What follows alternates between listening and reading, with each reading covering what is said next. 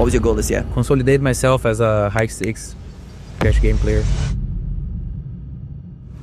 Oh man, I'm like three-handed with Kevin and Davy and Linus. Like I was not like feeling scary, I was like motivated. And finally here, like I dreamed about that my whole life and I just focus on performing. It's completely different, man. Like the guys are protected and in every node they will have the right frequency, the right hand classes, so you really cannot mess up and try to go for,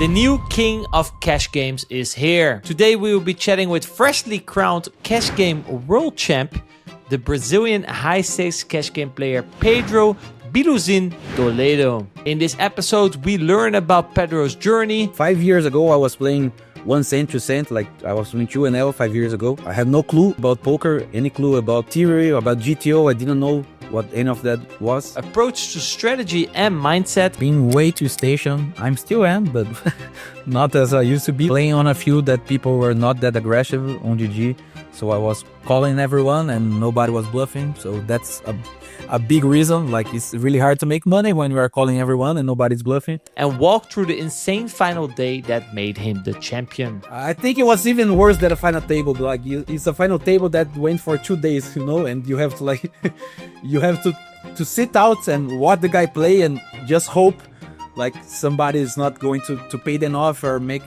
hope they make mistakes, hope they go on a downswing. Surprised me like seeing like a lot of guys tilting on the chat, talking trash like a lot, and I didn't expect that. Did you get involved? No, but they involved me.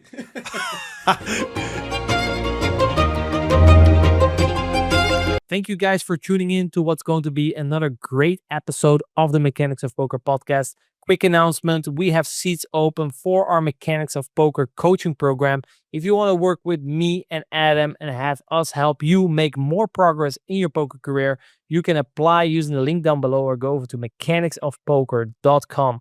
Without further ado, guys, enjoy this episode. The champ, Pedro, thank you for coming on the podcast, man. Yeah, thanks for the invite. I've been watching like episodes my whole career, inspiring on people that came here, so it's an honor to be here. So this is actually the real high point of your career, not winning the Cash Game World Championship. Yeah, for sure, man. Well, first of all, obviously huge congratulations for winning the 2025 version of the Cash Game World Championship. It's obviously insane by itself, but even without this achievement, it seemed like 2025 really was like your breakthrough year, absolutely crushing the 2KNL games on GG, which are currently the highest stakes and toughest games I think they offer.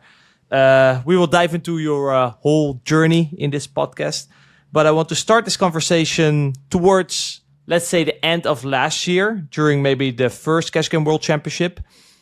Where in your career were you at during this time, and did you follow the action back then, and did it motivate you to one day participate, or maybe you even considered joining already 1 year ago, or do you think you weren't ready yet?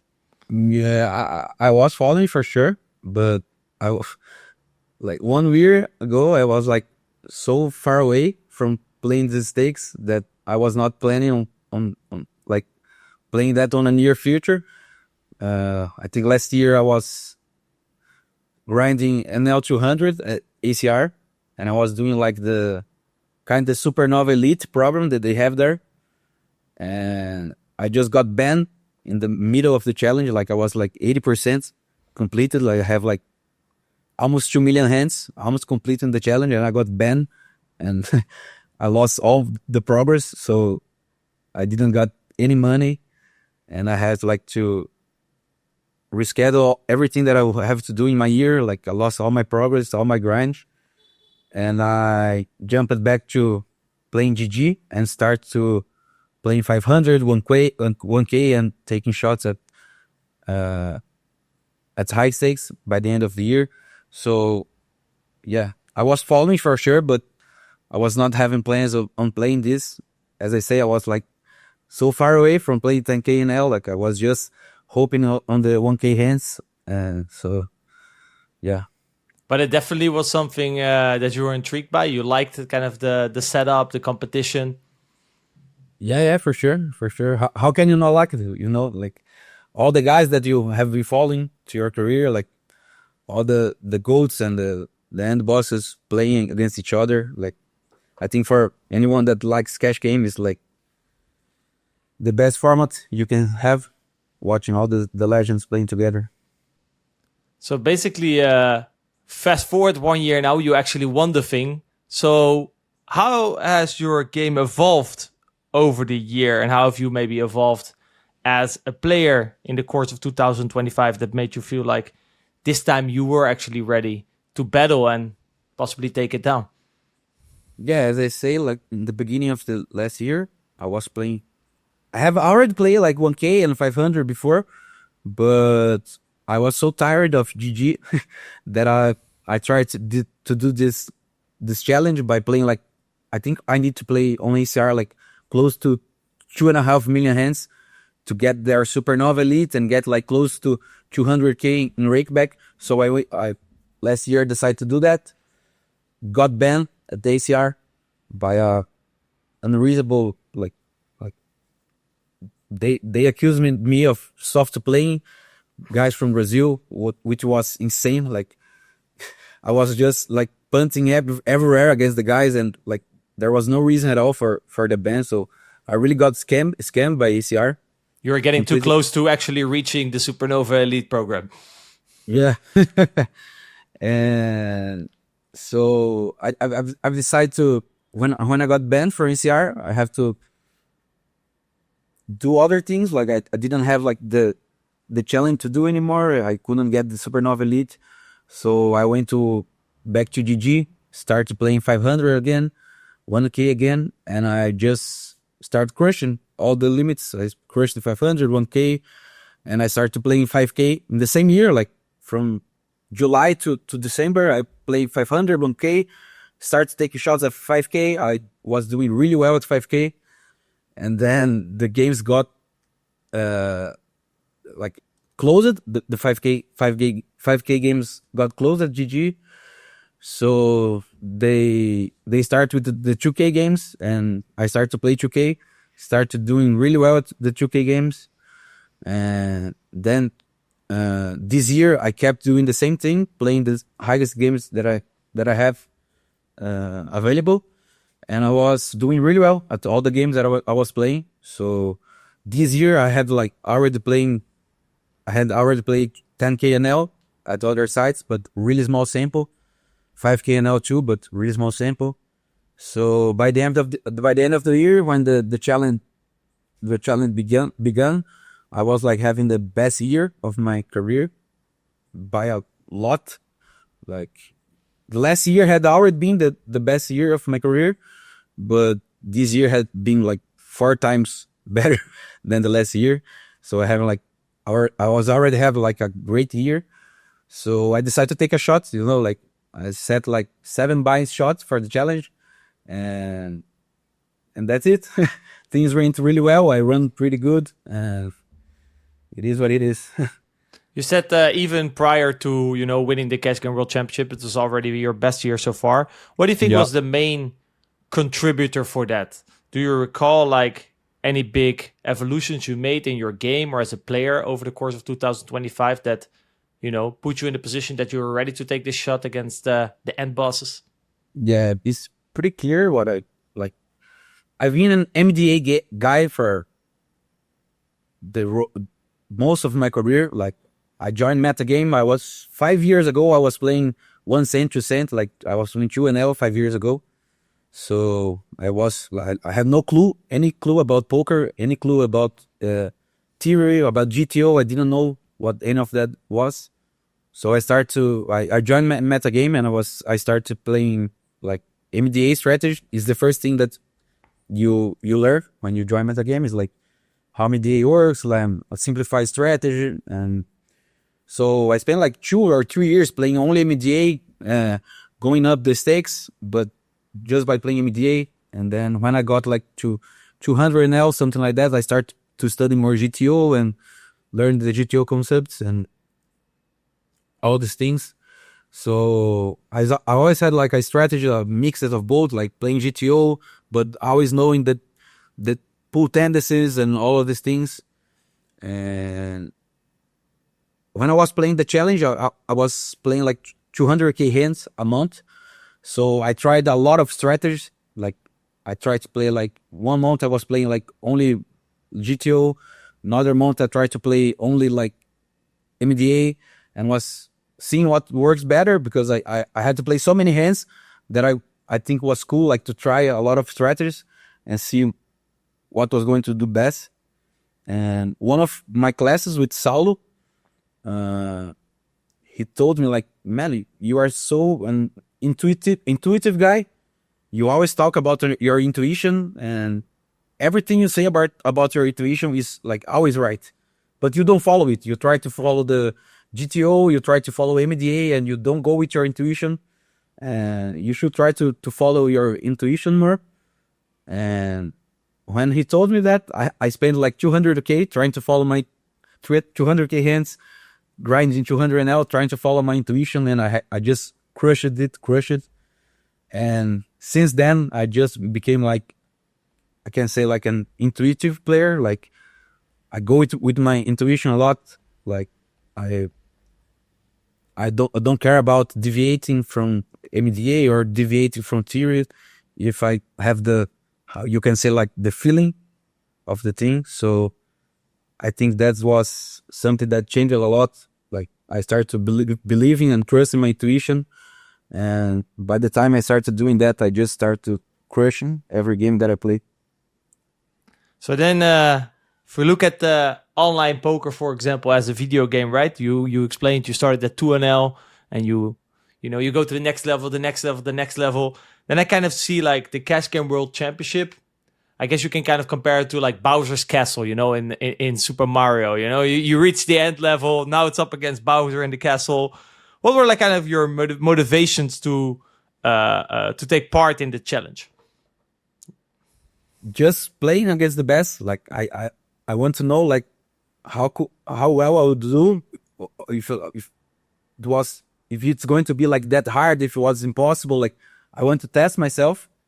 Like I am pretty aware that a lot of guys there are way better than me. Like I don't think like the time that I have in poker, these guys have the double just playing high stakes. So I didn't expect to go there and crush everyone, because the guys have way more time of poker than me. They can be way sharper than me. Like, but I just want to test myself and see how I was going to perform there. So it was just like a personal challenge for me.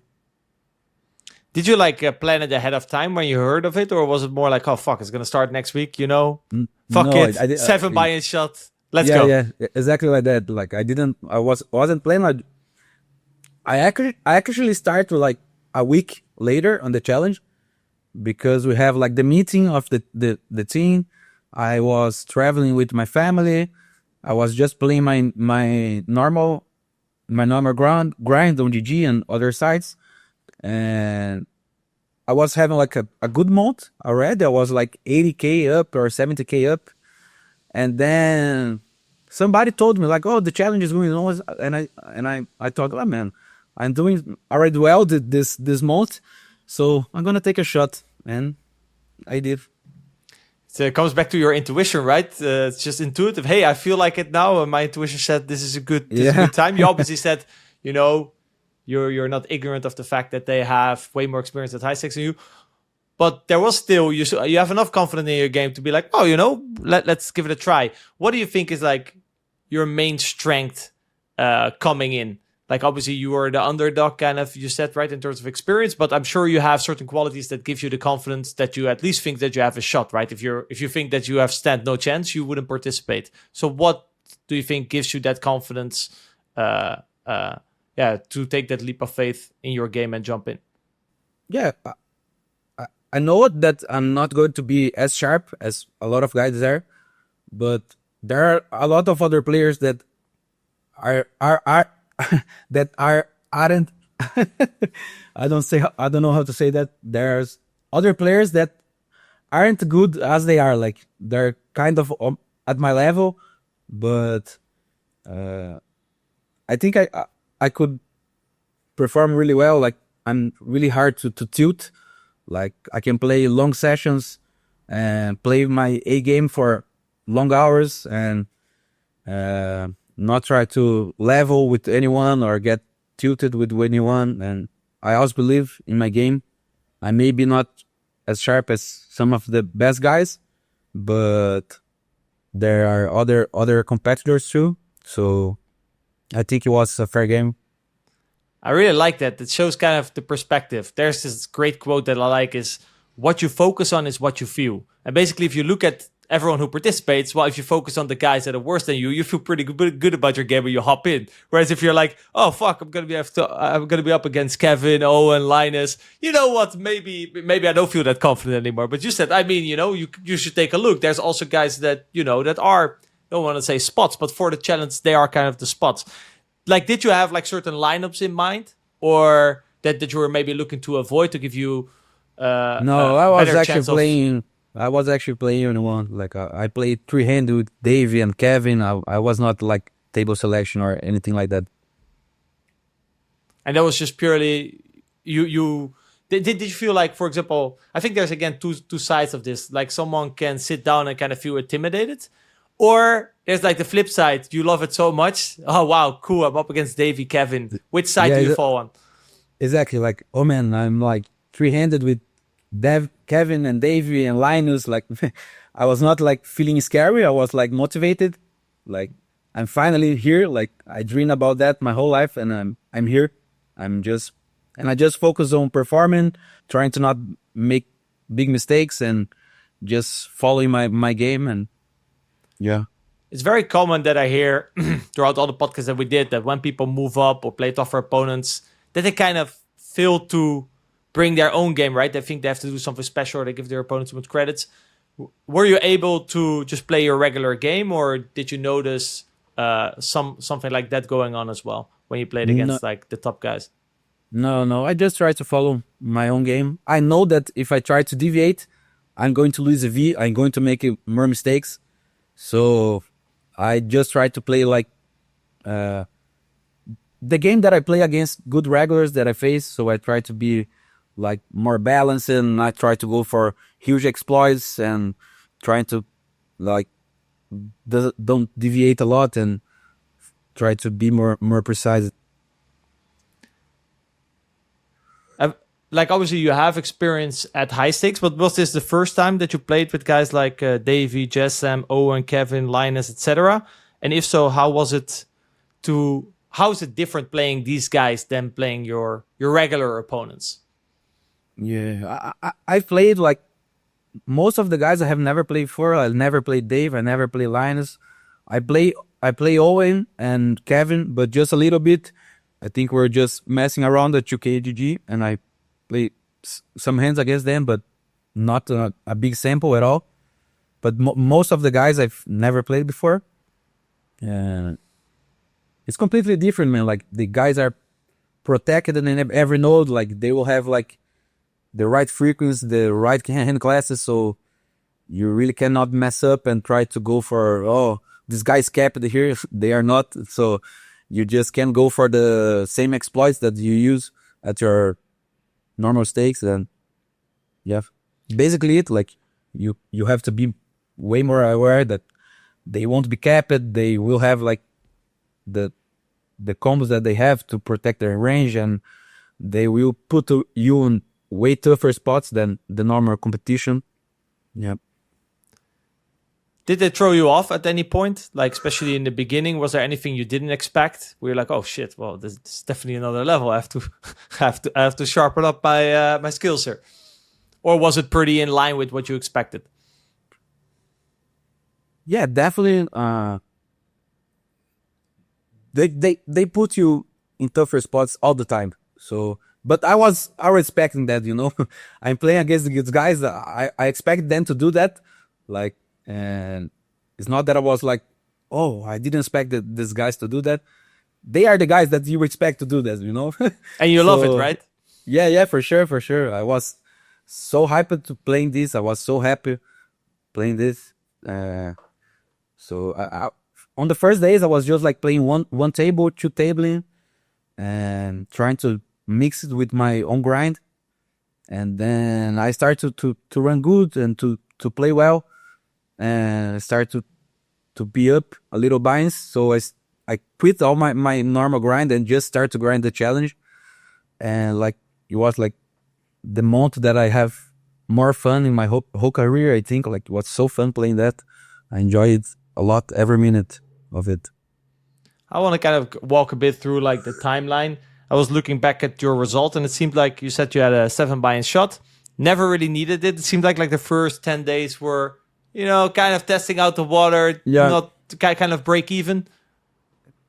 Yeah, exactly.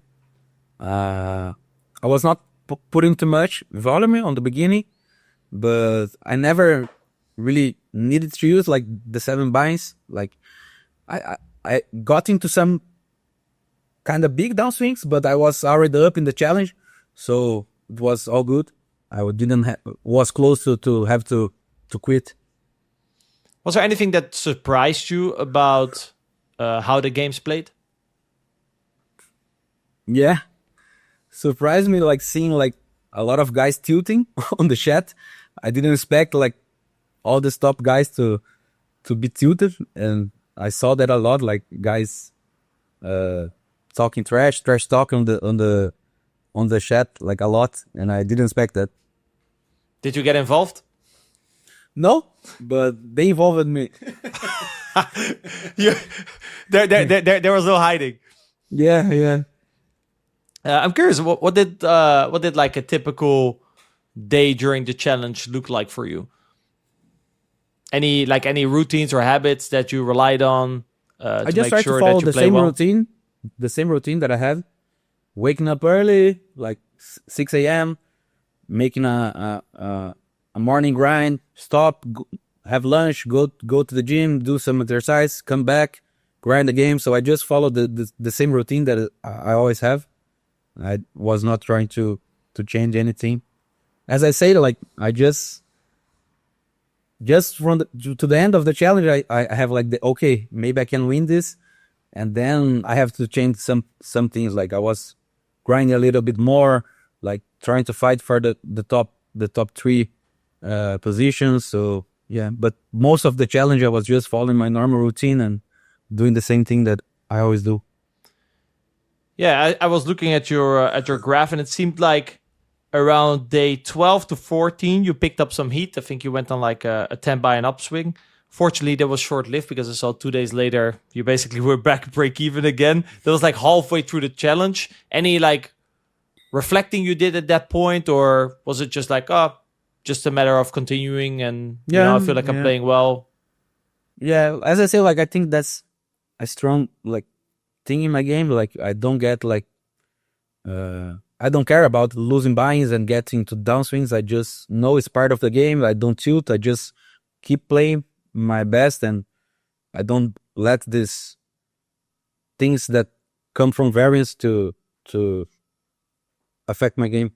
In every top sport, data is used to find bigger edges, and poker is no different. Alongside using solvers to build a strong theoretical foundation, I started studying population tendencies back in 2016 to get a more accurate picture on how people actually played. I went from trying to mind read my opponents to clearly seeing where the exploits were and which decisions were actually plus EV.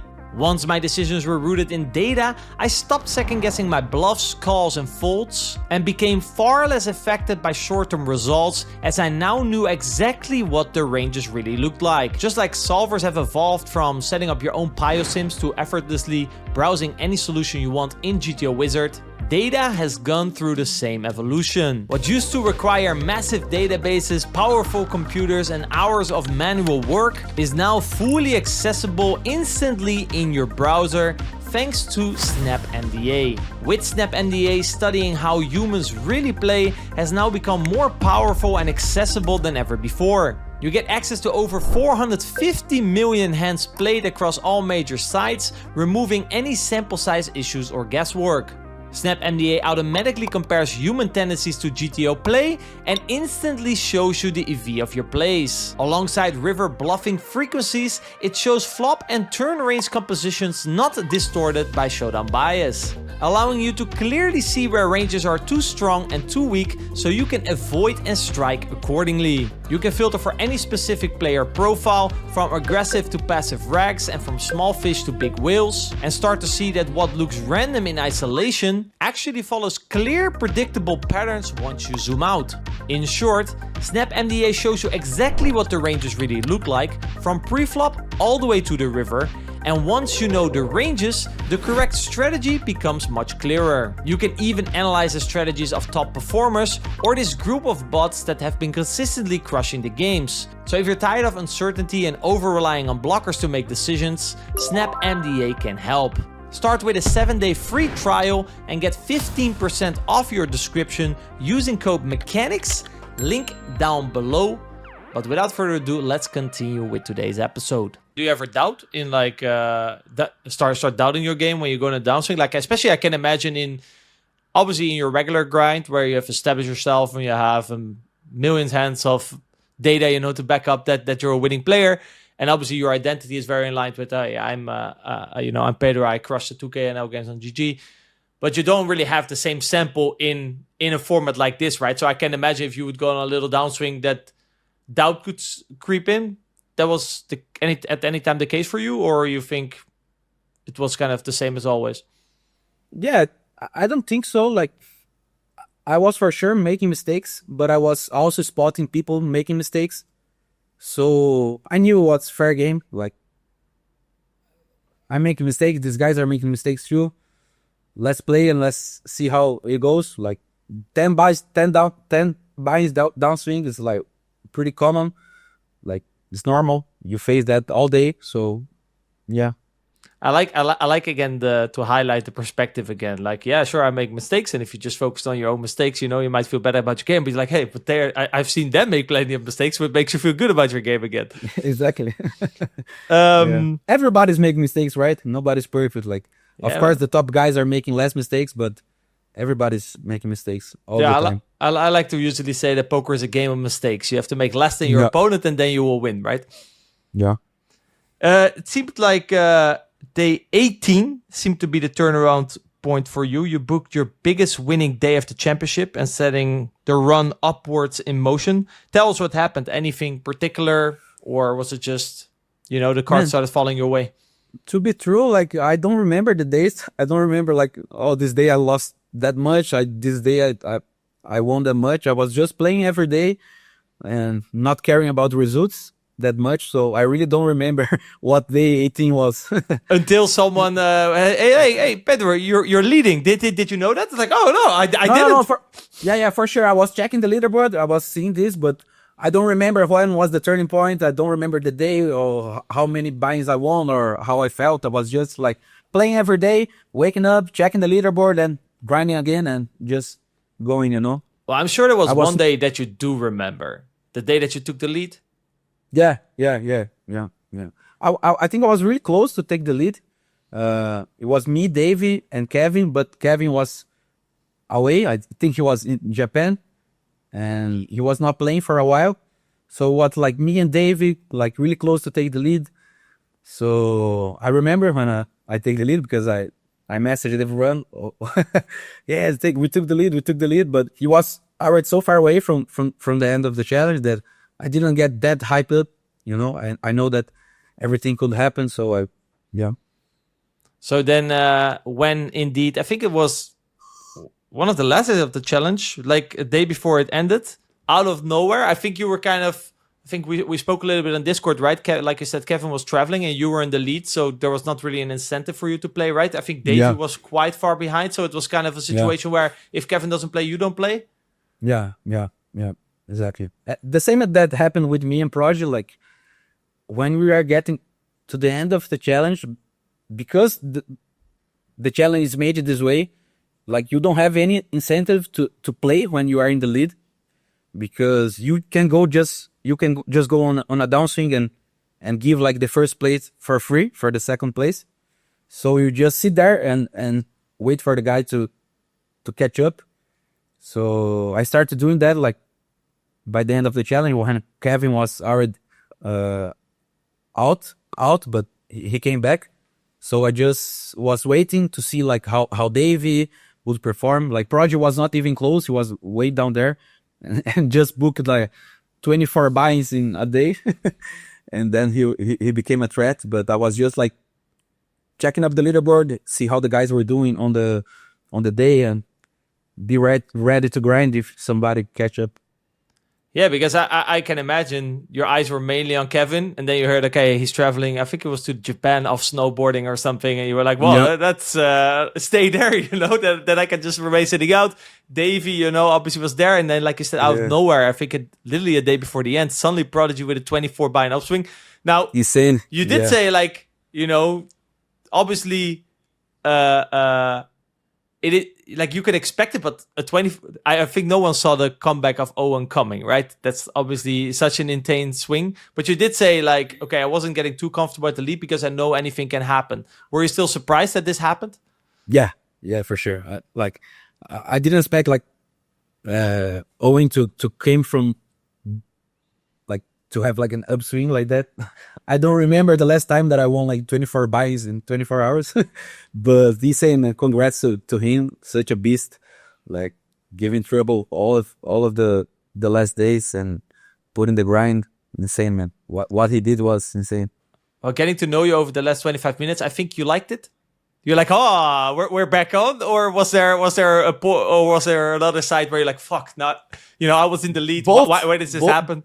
Yeah, both. Like my competitive side was okay. Things are getting interesting, but I also really want to win. Like I really want to book the win. So I was like, oh man, this motherfucker is coming close, and he's going to fight for that for sure. So yeah, kind of on the both sides. Yeah, I mean, if there was a movie production team behind it, we would have believed it, because it kind of came down to the last day, right? I think it was as close to what you could get to like playing a final table, right? In a cash game format. It was, if I'm not mistaken, I think it was even worse than a final table. Like it's a final table that went for 2 days, and you have to like, you have to sit out and watch the guy play and just hope like somebody is not going to pay them off or hope they make mistakes, hope they go on a downswing. What was more stressful, watching or playing? Watching for sure. Like I told that to everyone when I was playing, like, okay, Prodigy is first now. I just sit there, put some music. I was playing and singing. I was just really chill, just trying to catch up, like doing what I always do, like playing poker. Like, okay, I'm not nervous at all. But when I take the lead again and I go out from the computer and was just watching, it was I was so anxious, like so intense, and just watching without being able to do anything was insane. Yeah, especially if then Owen and Kevin start to clash in the pot. I recall a big pot that Owen was playing that he was a bit tilted off. I heard in hindsight that if he would have taken a different line, but that's also what Kevin said in the end. Yeah, well, I could have taken a different line on day 3, and it would have made a difference as well, of course. Yeah. I think there was so the last day it was Prodigy was in the lead, so you were still chasing. There was a big hand, I think, that twisted around for you. We played a 4-bet pot. Was it 4-bet pot? Yeah. In general, actually, I maybe first want to ask, queens? like, yeah, the queens. That was like the breakthrough hand, right? That allowed you to sit up. But maybe before we dive into that hand, like the dynamic of the last day, were there any like strategic adjustments you were making? There's sort of like some ICM in play because like you get better odds, right? Because if you can sit out, that's obviously worth something, and you get 50K on top extra. How did that kind of alter your strategic approach? Like when you were like in second place and the first place, like 2 BBs ahead you have to play tighter and just wait for kind of how is ICM plays. Like you can't just be punting and just like taking like play wide and aggressively. You should tighten up and play more tight overall. At least is what I think. So I'm not an MTT expert, but I feel like that was like the correct way to play. You're just trying to get 2 BBs and get the lead again. So yeah, you're just trying to focus on doing that. And when the gap is bigger, I think I heard Kevin, he came on the stream right after it ended. He said about that he was considering calling Owen down with ace king high or something, because he said, yeah, I only have to be right, 15% of the time, because if I win this pot, I could be in the lead, then I can go sit out, and there's 50K extra on top. So like, it's almost like there's an extra big ante in that pot that you can take in consideration. So your odds are suddenly getting better. Yeah. So maybe talk exactly. us a little bit about that last hand. I'm sure that's a hand you remember. The queens. Yes. Yeah, yeah. I was actually drawing that in the hand and just hit runner quads, and it was like the last hand that I played. And after this hand, I told like, man, I gonna win this shit. Like impossible. I'm making runner quads. This is mine. Like, oh, he's not going to catch up, but I always did it again. Like, but gave me confidence. Like, oh man, this is meant to be. But yeah, it was me and Owen were just like, 2 BB ahead. The other guy came, he's 1 BB ahead, and this hand I took like a lead of 3K. It's not anything on playing 10K, but it's better than 2 BBs, right? So it gave me like a time to breathe, to go out, smoke a cigarette, and try to relax a bit. Try to relax a bit. I mean, it seemed like I looked at your Instagram. There was you've invited quite the party in your house, huh? You had like a lot of support around you. Yeah, Everyone was yeah. drinking. There was like some pagode playing. For the people who don't know, like some Brazilian music in the background. It seemed like a pretty relaxed vibe. Yeah, they were relaxed. I was not relaxed at all. Yeah, It must be very difficult as well because you're kind of there trying to relax, but in the same time, you know that literally a minute from now you could have to go back to your computer, sit down, and refocus. Yeah, like we had like a notebook in the pool, like, and we were like, the guys were there. Like I had Zinhão, Roqueiro, like the guys from Metagame. They came here like to see the final day, and they brought to him a guy with a camera to record the last days and record like the celebration, and they make like a documentary. I kind of say that. So they were tense too, but they were for sure, I think, more relaxed than I was.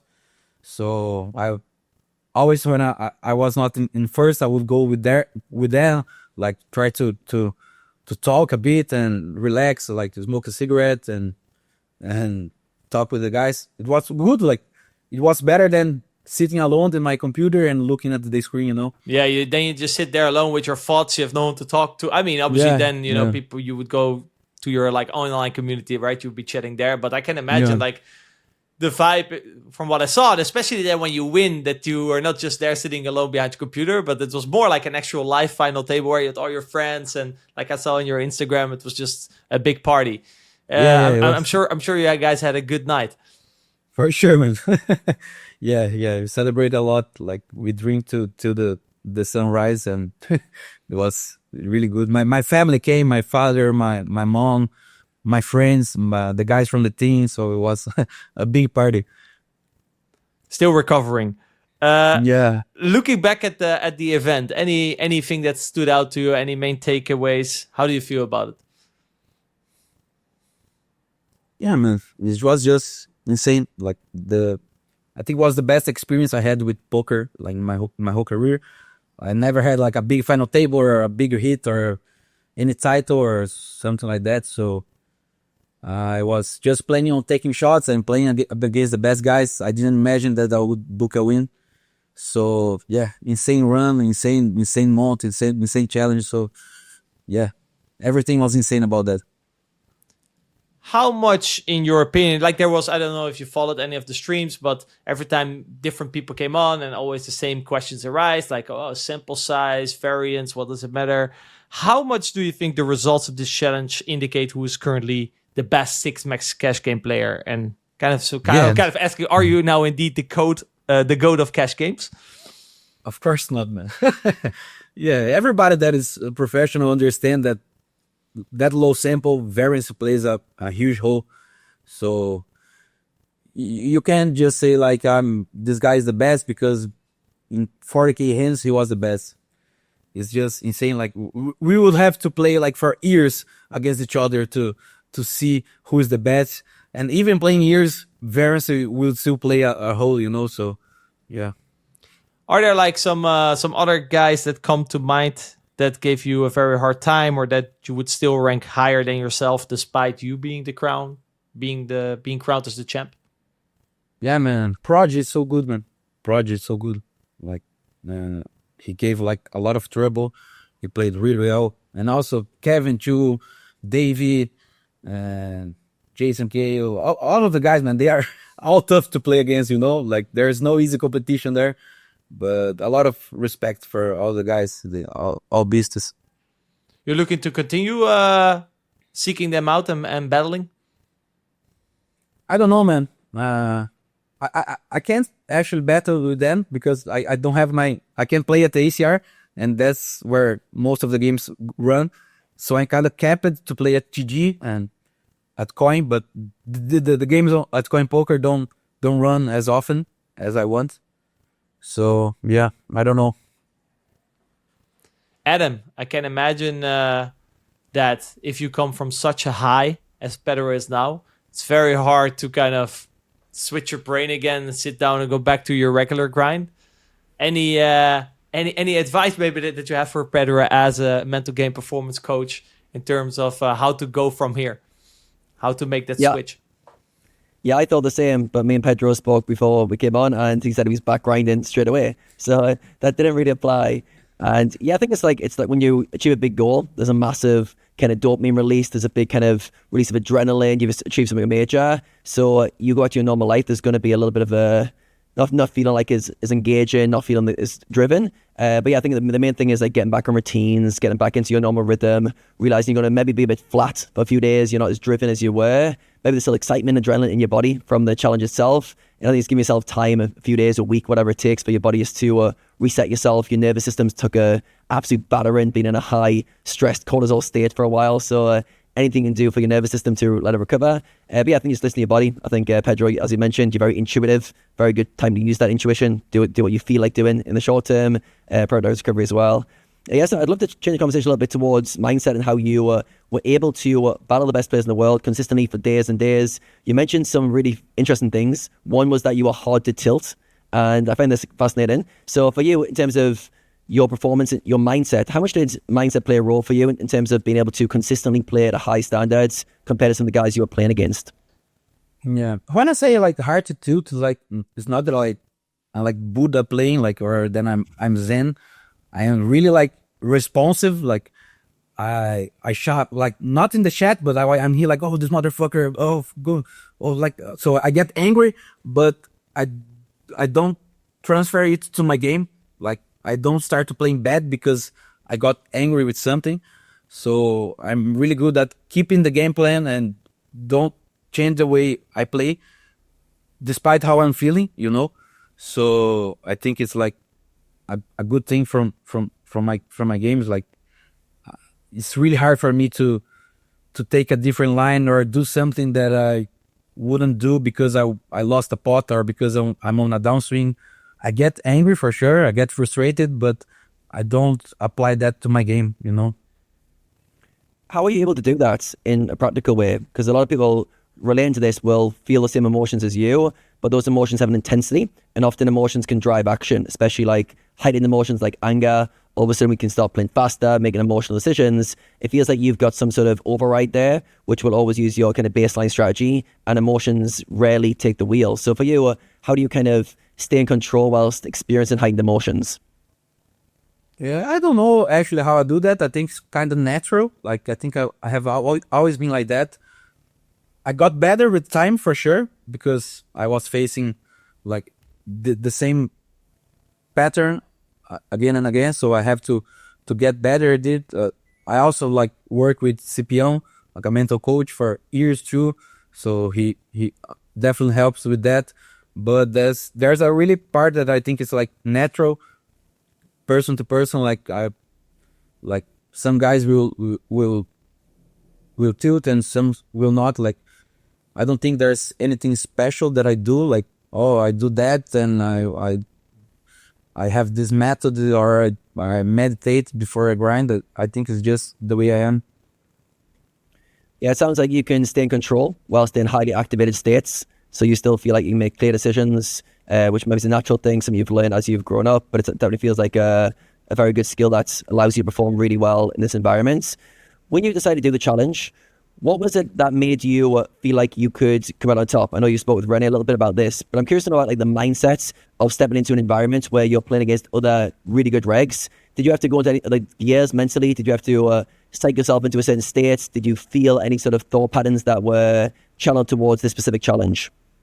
Yeah, I was just talking to myself like every day, all the time. Like, you are going to win this. We're gonna win this. Like, I already seen myself as a winner before it happened. Like, everybody that I talk, I was like, I already won that. I already won that. I won. Like, and I think like this helps us to give you confidence and and make you more comfortable, and just seeing you as the champion before it happens. Like, and talk that to everyone. Like, oh, we already won. Like, it's already mine. So you see like a lot of great performers that at least they do that. Like, even even if we're not the best, just believe that you are. It's going to help a lot. Is that something you've done often throughout your career? Kind of project the future, kind of almost like manifest like this is going to happen for yourself? And how much comes from like a strong belief? Like, do you actually really believe this is going to happen? Or are you trying to kind of create an environment where you feel positive about it? I'm curious to know that. Yeah, sometimes I actually even don't believe, but I keep repeating that myself and make me believe that. Like, sometimes I'm like on a really big downswing, and your subconscious is like, oh man, we are gonna lose again today. We are gonna lose, but I always try to stay positive. Like, no, it's going to be like the turning point here. We are gonna crush. We are better than these guys. Is just like variance. Let's go. Like, I try to keep myself positive. It's not possible at all the times. Like, poker is so rough with that. Like, there are so many things that we don't control. But yeah, that's like the process, the thought process that I try to have always. Like, try to be positive and try to see me as the best player and as a winner. Yeah, I think it's really working on trying to instill a belief in yourself. And sometimes that belief's really strong and it's come from a real safe place. Other times you're trying to almost like project it out there to kind of feel that energy of what it would feel like. I can picture Muhammad Ali saying, he used to always say, I'm the greatest. And then in an interview later in his career, he said, I used to keep saying it, but I didn't believe it first. I said it before I believed it was true. And it's one of those things where you're trying to like build a narrative for yourself that you can kind of feel into. You're trying to back it up with action, and you're trying to kind of create this bubble around yourself where you feel invincible. So yeah, I'm feeling that kind of energy from you where you're going in there, go, right, I'm going to come out on top, and you kind of putting that energy in there to kind of strengthen that belief. Did you have to strengthen that throughout the challenge? Was there any points when you started playing some of the better players where you're like, wait a second, maybe like I'm a little bit at my depth? Or did you always have a pretty strong belief in yourself throughout? Yeah, I'm kind of like, I don't try to think a lot like, oh, I'm facing this guy, or I'm playing against Linus, or I'm playing against Prodigy, or I'm playing against Davy. I just try to focus on my game. I try to not make much mistakes. I sit there with confidence and battle, and I try to not overthink. I don't think it's good to be thinking, or I am playing this guy, I have to do things different. I just keep with my game plan, and I try to not think a lot. Yeah, I think this leads into intuition, as you were speaking about earlier, and trusting yourself. So for you, like, how are you able to do that when things are kind of challenging? I think intuition's one of those things where when you feel confident, you feel in control of variables, you can like lean into trusting yourself. It feels like for you, based on that conversation with Sao Paulo, when he was kind of saying that it was a strength of yours, you've really went all in on trusting yourself in these moments. So yeah, I'm curious to know for you, if you could maybe relate to us what it feels like to trust your intuition, because it's one of those things that we can talk about a lot, and sometimes we kind of miss what it means for you personally. So when you say trust your intuition, how does that feel different from like just going with a read? Yeah, I think like maybe you have like, that hand is like a pure bluff, but you get to the river and like your subconscious are telling you like, don't bluff the shit. The guy always gonna call you here, and just trust like that inside voice that is telling, like in the subconscious telling you what to do, or you have like a read, like you think, oh, I think this guy is playing this way against me. Like, go with that, go with that thought that is talking with you, like, oh man, this guy is not bluffing you, or you shouldn't bluff here. Like, I really take that in consideration. I really sometimes like even I struggle, like I know it's a pure call, but my intuition is telling fold, and I'm like there, oh my god, like I studied this scene before, it's telling me to pure call, this is like a profitable call. And and then sometimes like I go against my intuition and I'm always wrong. My intuition was right again. So yeah, I try to actually yeah, I don't go like full blindly on intuition. Like I'm always studying, like trying to get better at GTO. But I think as GTO makes your intuition get better too, because you have like better understanding of the game, better understand how the range will do in certain times of birds. So yeah, I think it all goes together. Like experience playing a lot of hands. I have always been a grinder. Like I always played a lot. I think about poker every day, all day since the beginning of my career. Like I'm really addicted to it. I'm really obsessed. So I'm always studying poker, playing poker, talking about poker. So this play like a big role on your intuition. Like I think your intuition is nothing more than your subconscious, right? It's all the experiences you had, the things that you studied, like the things you have gone through. So I really try to take that in consideration.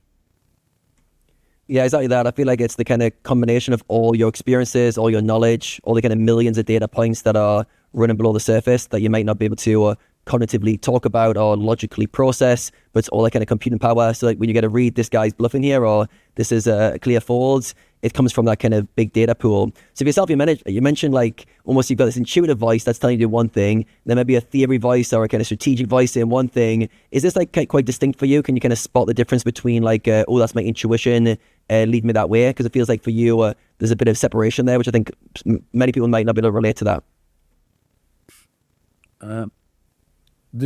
Are you saying like if I can spot like the difference between like knowing the GTO and knowing the intuition? Yeah, how do you know it's coming from an intuitive feel, like not a bias? How do you know it's like, oh, that's my intuition that's speaking here?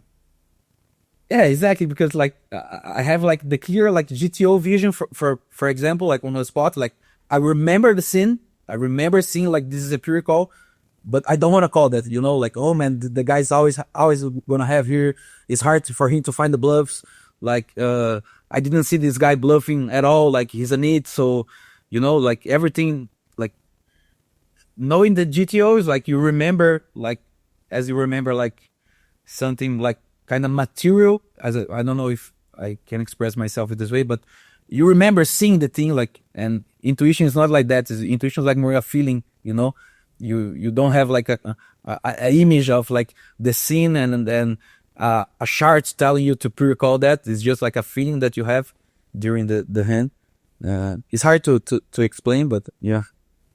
No, perfect sense. And it's kind of the challenge of intuition is it's not really a logical framework. It's coming from it's a field-based kind of decision points. So when we try to put words on it, we kind of fall into logic, which is not what intuition is. So it's an interesting conversation. So for you, like, do you feel like you trust your intuition like 90% of the time in those moments when you've got a kind of decision to make? Do you lean heavily towards intuition, or how do you kind of decide what to go with in that moment?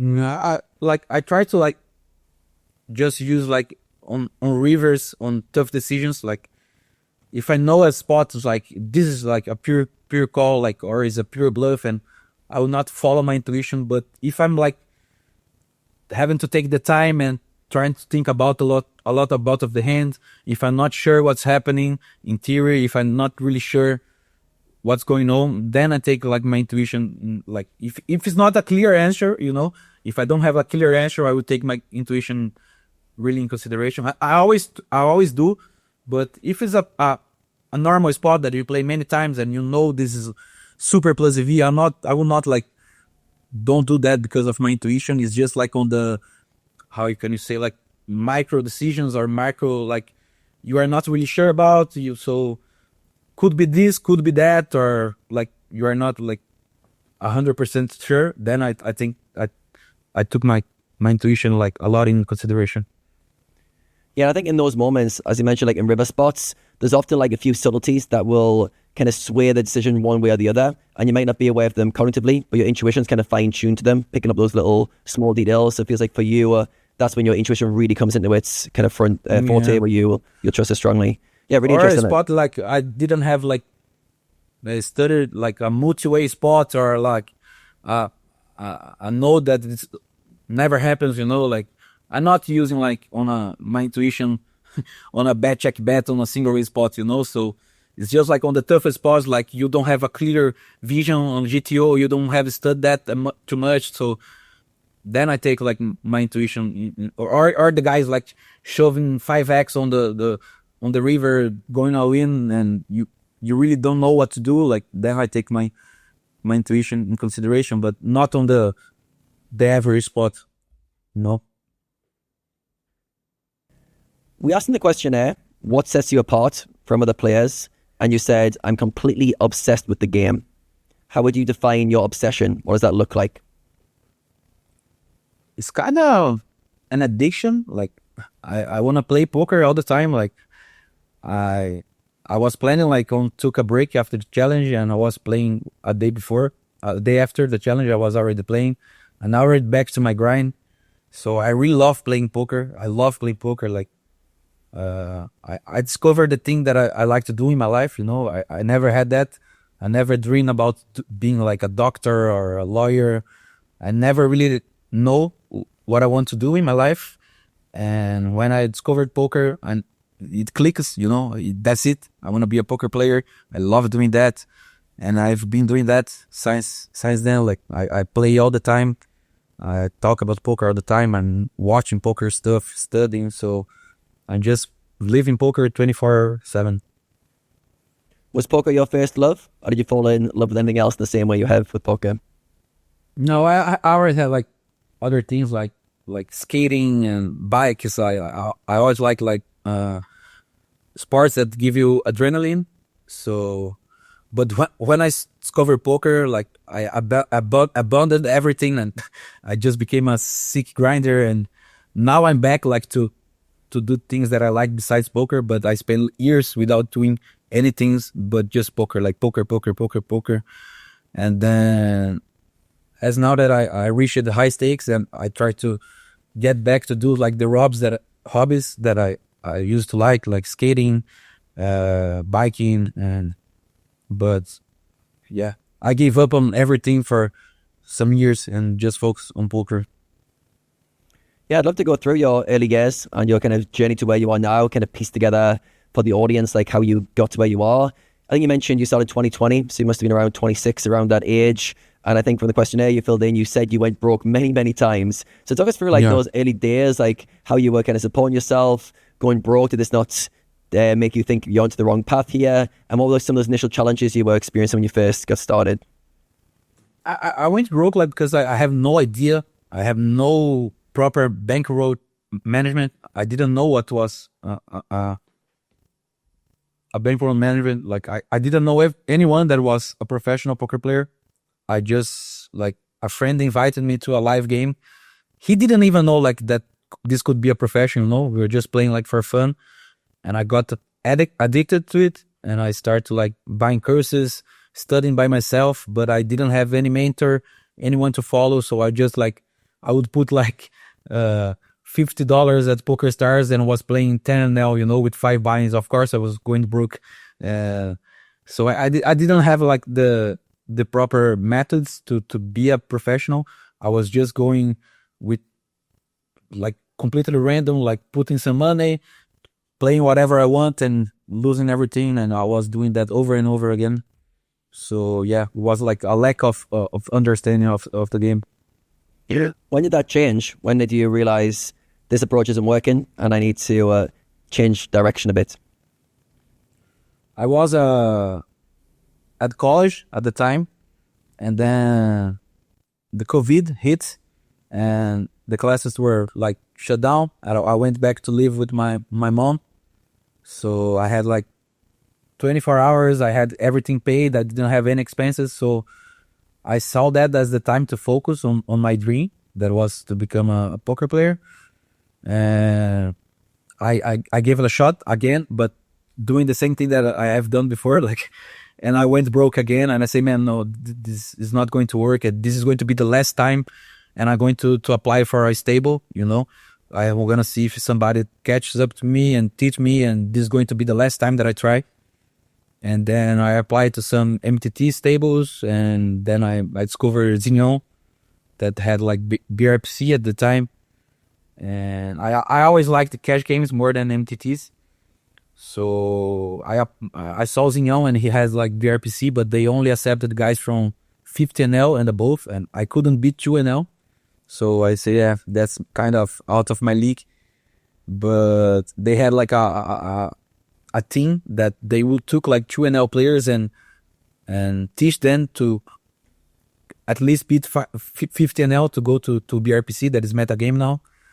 And they accepted me, and I became like completely obsessed, and I moved up the stakes like really, really fast and joined BRPC, and I'm here now. Fast ride. So for you, like, what were some of the initial goals you've had? Obviously, you're loving the game, you're obsessed with it.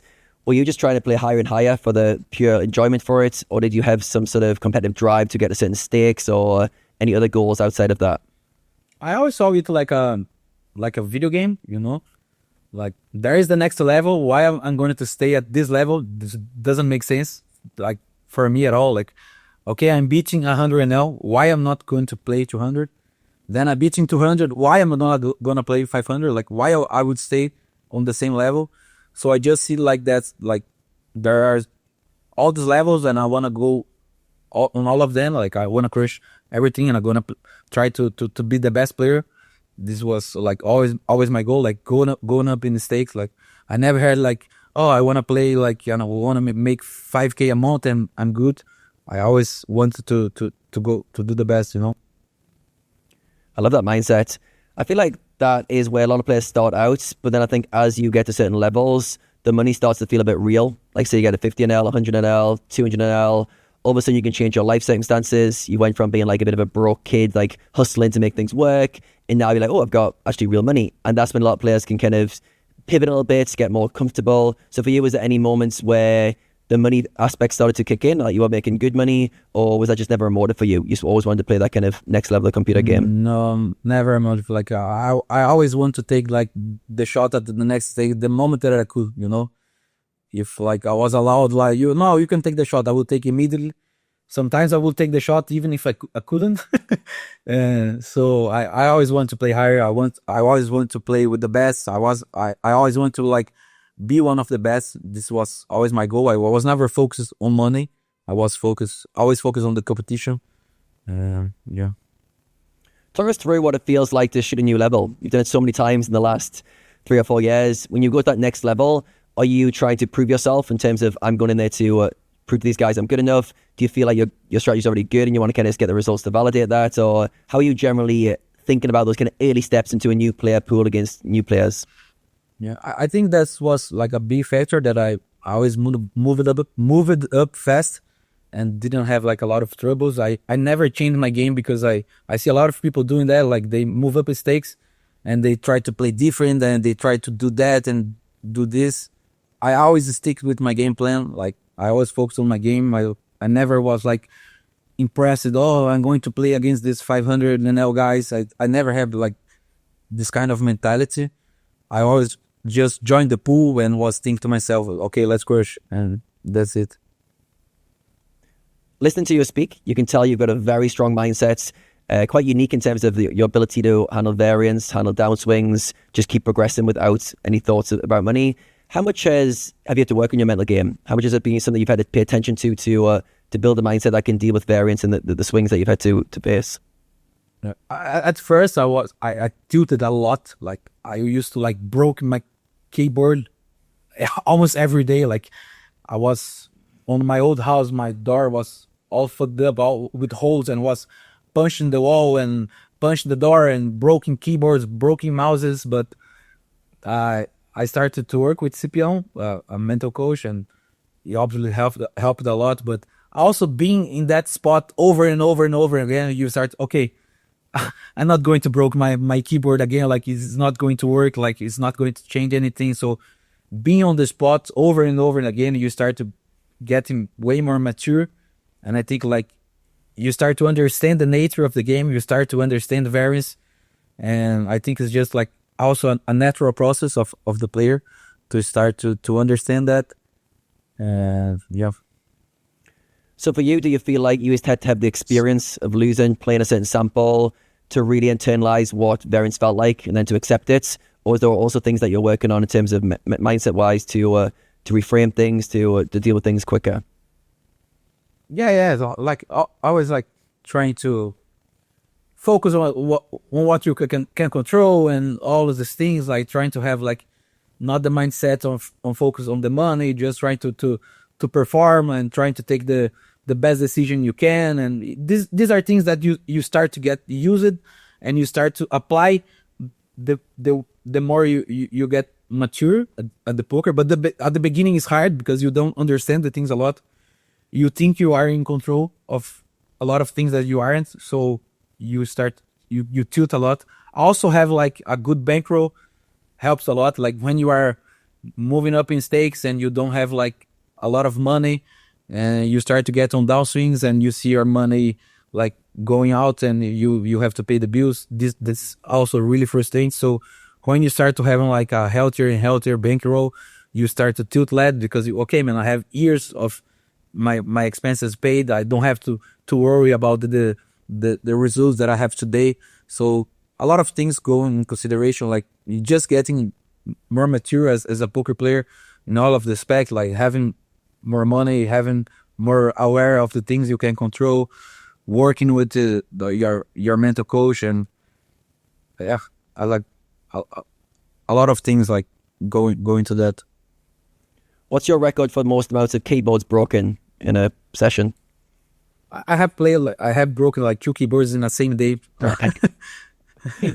Probably a few holes in the door that day as well. I used to like buy $10 keyboards, and sometimes I used to like go to the store and buy 4 of them, but that was it was not a good strategy because I knew that I have more on the side, so I was broken more because I have more.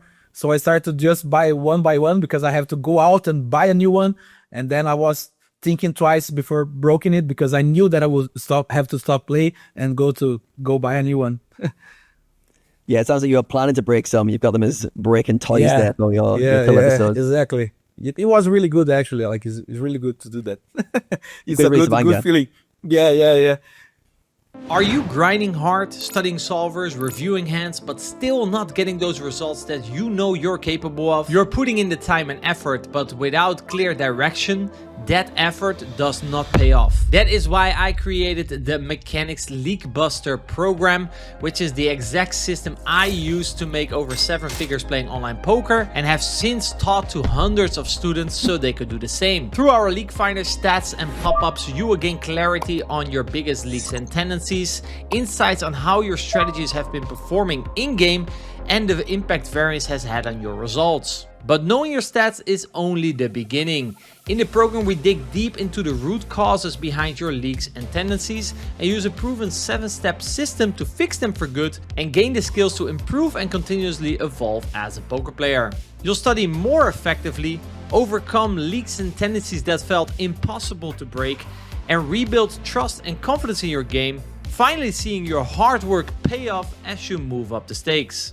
So if you're ready to stop guessing and start improving with clarity, break through the patterns that have been holding you back, and take your game to the next level, join the Mechanics Leakbuster program using the link down below. Yes, it's really interesting hearing you speak like that because I think it's easy to think someone who doesn't tilt that much, especially your current level, that they're quite internally quite calm, which you talked about you're not at all, but also that they haven't had to deal with kind of real bursts of anger and frustration, but you felt it all. You've dealt with all of them. It sounds like for you function very well with emotion. You function well with adrenaline. You function well with heightened states. Is this been something that you think from your skateboarding background or motorbiking? I think you said you did as well. Do you feel like you've trained your body to deal well with kind of adrenaline and be able to keep your mind calm? Yeah, for sure, man. For sure. Like when you do like this kind of things that you can get killed, like you can die. You can die if you make mistakes. Like when you go and play poker and the most you can do is lose money, it doesn't feel so scary, you know. Like the worst thing that can happen is like lose a few dollars, lose some dollars. So it definitely helps, you know. Like you don't get like so anxious or so frustrated because you've been through more experience that put you in more danger than playing cards online, you know?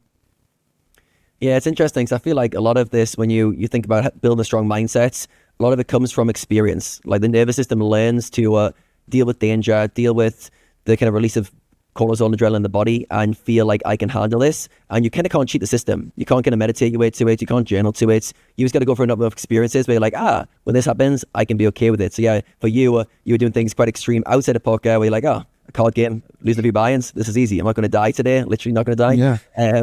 So it feels like an easy thing to do. So yeah, I'm not sure if the recommendation is to do some extreme sports for guys, but it's something to think about. Get out of your comfort zone, do things that maybe get that adrenaline spike, and train yourself to be able to handle heightened adrenaline, heightened feelings, and to train yourself to be okay in that. Yeah. Yeah. So for you, like when you were starting with the climb, when did you feel like I've arrived? I say that loosely. I mean, for you, in terms of I'm making good progress here, I think I can keep going to the top.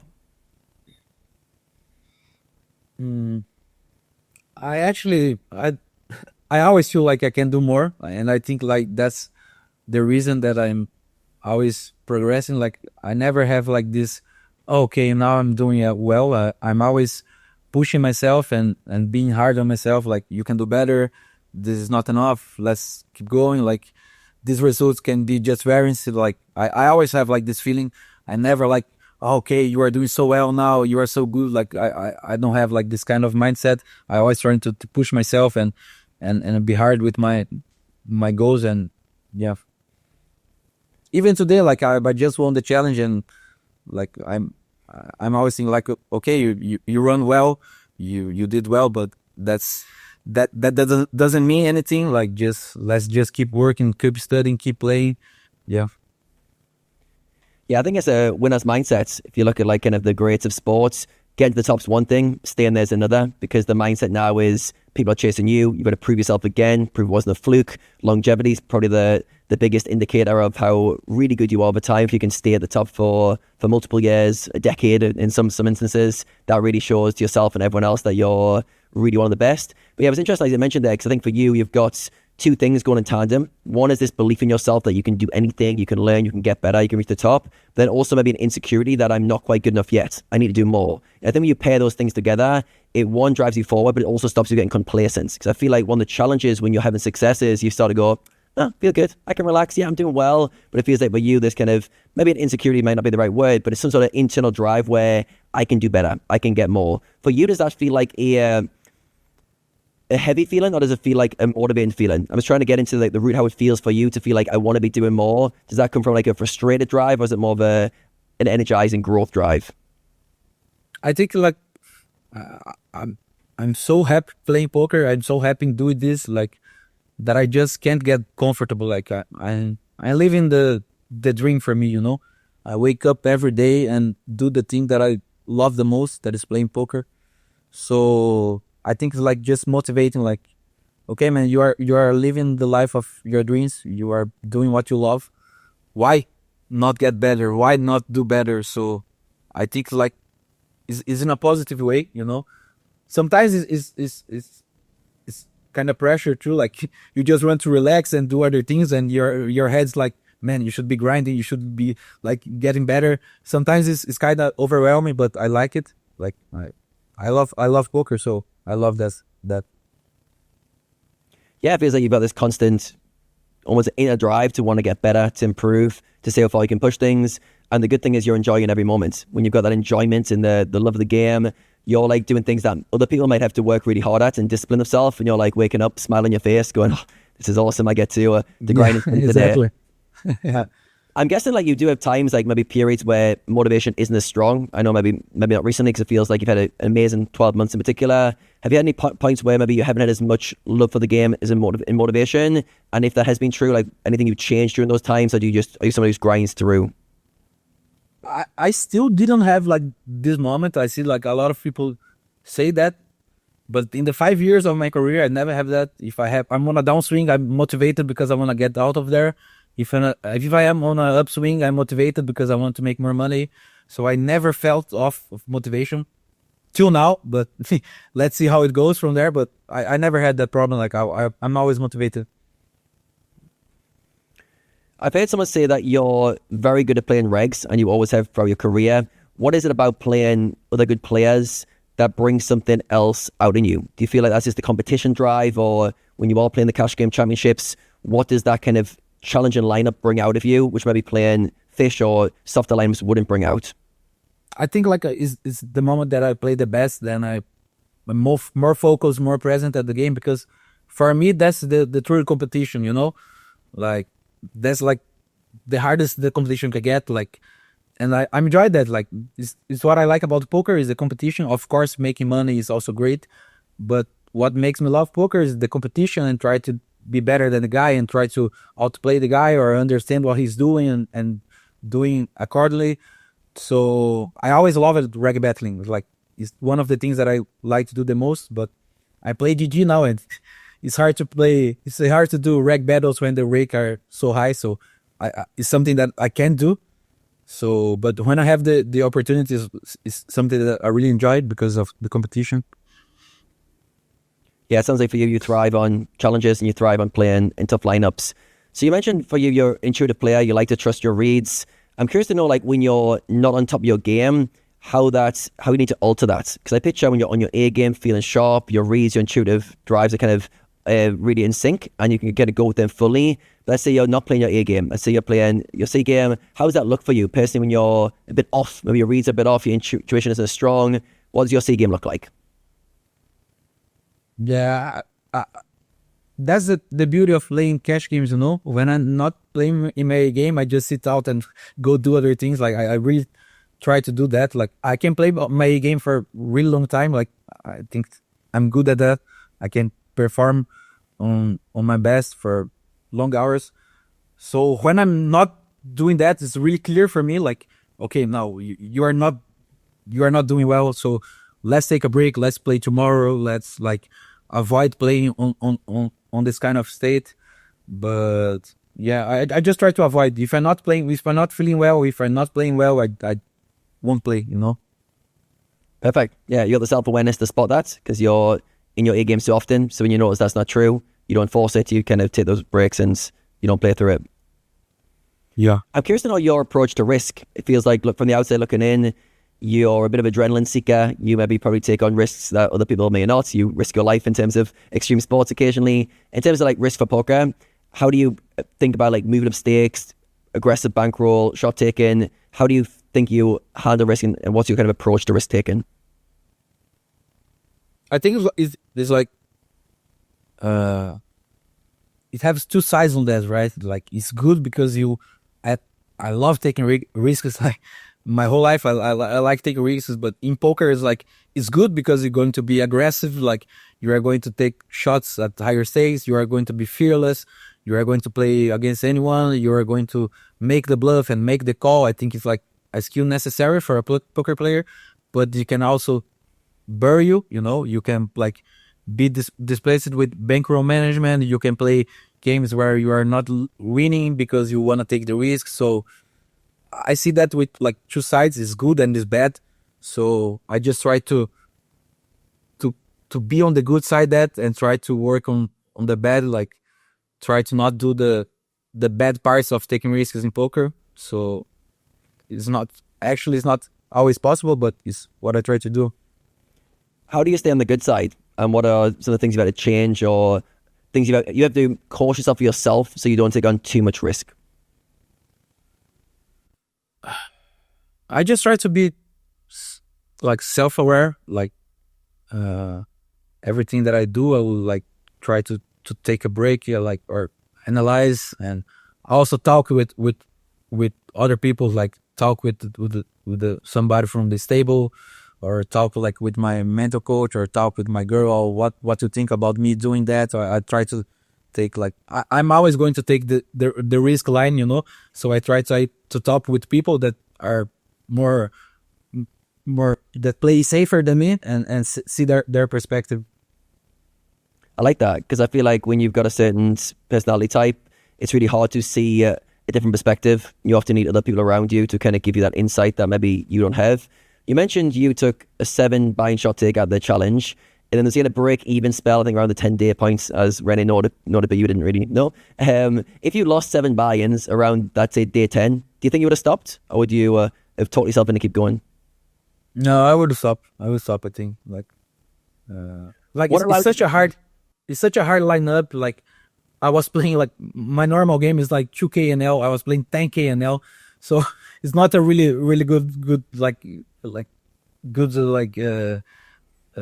plan to set a shot and on 5x the stakes that you play and not follow with it, So I was really like focused on, okay, it's going to be 7 buy-ins and that's it, So I you can get on such a huge makeup and lose so much, like, and to get that back play 2K and that was so fucking hard. So yeah. One thing you've done very well throughout your career, I'm guessing, is talk about things in buy-ins. So you mentioned there's 7 buy-ins, but it was actually 35 buy-ins if you're a normal stake.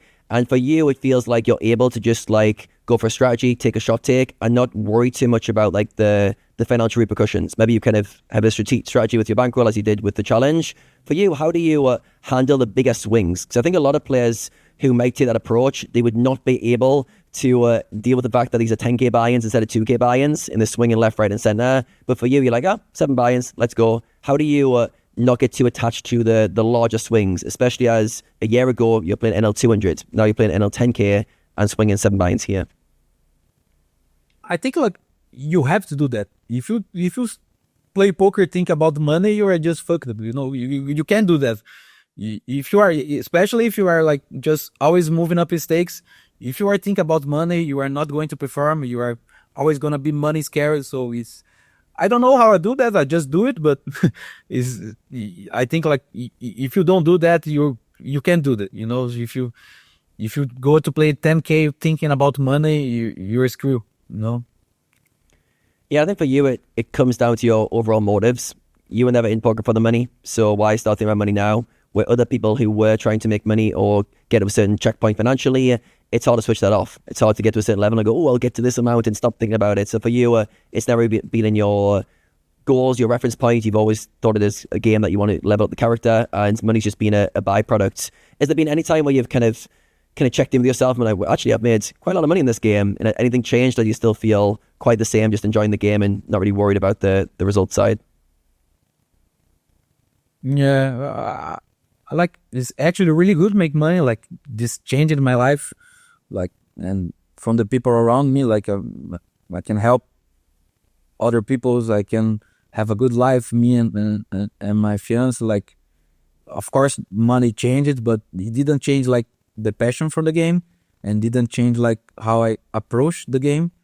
Like I just won the challenge, and I was playing 2KNL again yesterday. Like it was definitely not for making more money. It's just because I love playing and I was doing what I love. So yeah. Yeah, great mindset. So good to feel internalize that love of the game, and just no matter what stakes you're playing, you feel happy, content in those kind of pursuits. Rene, for you, do you feel like you've been able to have that same approach to shot taking, playing for buy-ins? I know when I speak to players, like probably one of the hardest mindset challenges of moving up stakes is one, the ego side of playing tough opponents, but also getting past the kind of new money swing, the new biggest downswing, the new biggest swings. And yeah, it doesn't sound like it's a problem for Pedro. For you, Rene, do you have any troubles with kind of jumping up stakes? I mean, I think it's very hard to be like Pedro exactly, because I feel like he's definitely, on Champions League level there. I think I've got better at it, but I feel like a lot in my poker career, I kind of got better at it just by learning or finding, I run into this, okay, and then trying to get mindset tricks to kind of make me feel better. But in the end, I do kind of like what Pedro says. If you kind of read through the lines, in the end, you have to just do it, right? There's no escaping the uncomfort. It's just part of the game. So he doesn't make a big deal out of it. Yeah, okay, of course it's not as comfortable as your previous stake, but obviously, what did you expect, right? That it's the only way to go through it is to go sit down and play, right? I feel like with everything that Pedro says, yeah, you just do it as part. It's everything is part of it. Like he doesn't create stories around it, which then creates emotions around it. So I would say I got better at it. But definitely, I've had my fair share of struggles. But I feel like nowadays, as you also mature, obviously like Pedro also said, with experience, with mature, also as your bankroll grows, if you don't play a ridiculous stake, usually it doesn't really bother me as much anymore. And it's the same with the perspective, like what Pedro said as well. If you go in a downswing, like actually I was talking to a student of mine, and he was talking about downswings are stressful. I was like, well, that's a story that you created. That's not true for everyone. Like, you could also look at downswings in a different way. I was like, I never really thought about it that way, right? So it's you kind of create the narrative, right? And the narrative creates kind of the emotions around it. So, for example, if you're in a downswing, like Pedro said, it's very motivated, right, to get out of it. Or if you're in a downswing, it's a great opportunity to lose less than your opponent, right? If you zoom out, if you lose less than your opponents in a downswing, in the end, you have a higher win rate. In the end, you're a better player. So there's all this kind of mindset tricks things, and I think for some it comes more natural. But it seems like for Pedro, because of the amount of volume that he played and the amount of experience, it's like what he said. Well, I noticed I had a certain approach. It wasn't working, right? Smashing my keyboard all the time. At some point, I knew this. Okay, if I do that every time that this happens, I have to keep on doing it. This is not the way it works. So then you upgrade your perspective, so to speak. So I feel like he built this mindset through experience and being put in situations and be like, oh, my current approach is working. What's a better approach, or what's a better perspective? So yeah, very, very impressive. Very well done. I want to kind of take it to a bit more of a technical focus. You mentioned that a big change for you in your careers when you joined a stable, in this case, a Metagame, in the past BPRC. I remember actually we had Xin Yao on the podcast. I don't know if you've listened to that one. You said that you listened to some pods before. Hope it was a motivator for you. You moved up very fast after you joined the program, and you talked a lot about stick with the game plan, right? Meta kind of gave you that sort of foundation, right? From what I understand, they give you a sort of blueprint or a game plan to follow. Where a lot of the heavy strategy work was kind of already done for you, right? And basically, you just had to go there and execute. If you had to explain the methodology, how would you describe this approach? Yes. So you join like as a completely newbie, like you don't understand anything about theory or anything, and they just give you a blueprint. Like, so on a single raise pot, on this kind of board, you are going to bet range. On this turn, you are going to bet this size. On the river, you are going to bluff this. So it's like exactly a blueprint that anybody can follow. You just read, you follow the instructions and reply that in your game, and you are going to win. So you don't need to understand theory. You don't need to understand range interactions. You don't need to understand blockers. You don't need to understand anything. You just follow what is there, and you are going to make money. Of course, like for lower stakes and micro stakes, lower stakes, and even mid stakes, when you get higher, you have to improve and learn theory and get sharper at the game. But they develop a strategy like that. Anybody that follows can win. What are the strengths of having like a pre-built strategy to follow? The strengths, I think, like when you are starting poker, like, and you have like learning GTO and study GTO is really complex. For a new guy, like it's absurd. Like he's going to take a lot of time to know how to look into sims and how to navigate through the solver and how to interpret like the things that the solver says. So when you have like a predefined strategy and the guy is trying to make a living for poker and he's trying to make some money, when he have like such a simplified strategy that is so easy to follow and he just need to do that, it give him the confidence of, okay, it's possible to make money.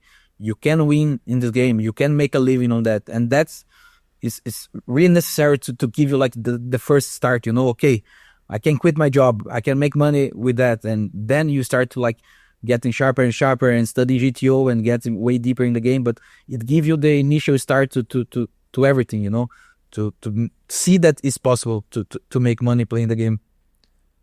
How does it then evolve? You kind of said you said a couple times, works really well in the beginning. And how does it evolve after you go up in the stakes? I think I was playing only MDA to 200 now, you know? I was playing only MDA, like not even studying anything about theory, like only playing MDA to 200 now. And I was already doing a lot of money playing 200 now, like putting a lot of volume, getting a lot of rake back with just MDA, you know? I was just playing MDA and making a lot of money playing 200 now. But then when we started going like to 500, 1K, the leaks on the pool start to be not that relevant, you know, like the pool start to not having that much leaks. They start to adapt as with you. They see you exploiting all the time, and they start to counter exploit you, and that hurts a lot, even more than exploiting, you know. So when you are exploiting and you are getting counter exploit, it's going to bleed a lot of money. So you have to start to developing GTO strategy and understanding GTO and being more balanced and being more protected and overall having like a solid GTO game. Like you need that to play against tougher opponents because they're going to pick up, you know.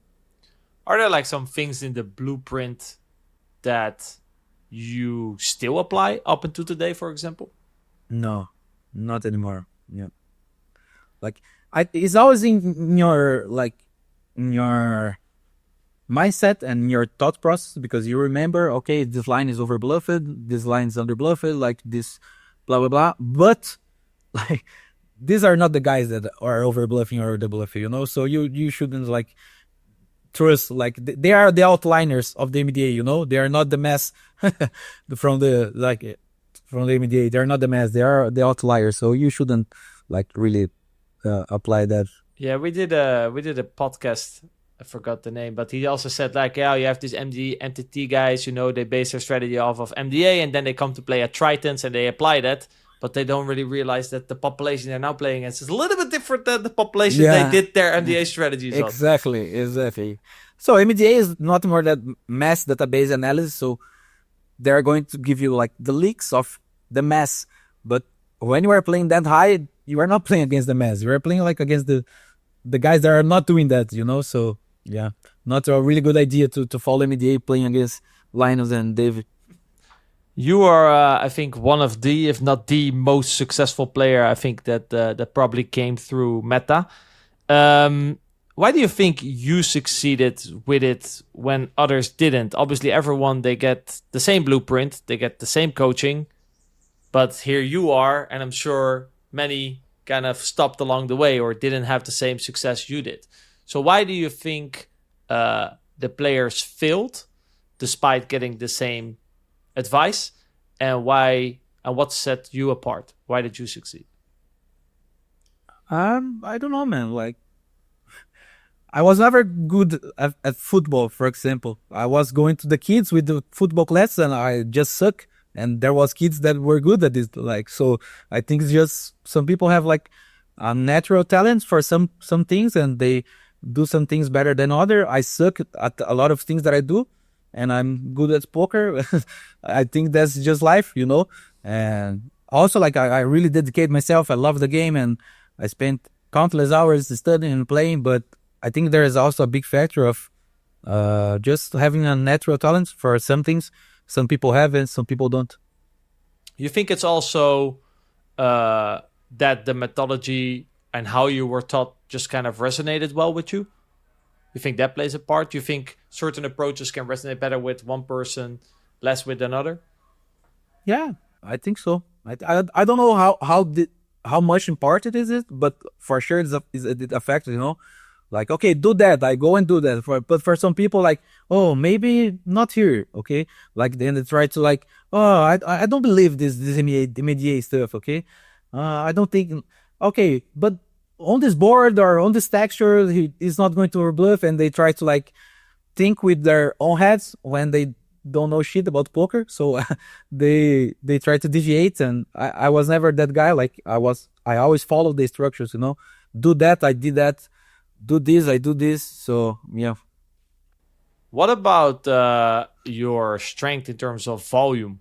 In the beginning of the conversation, you said that prior to jumping in these high stakes games, you were playing over 200k hands a month at ACR to try to get this challenge. And from what I heard from you in general, you're a super high volume grinder.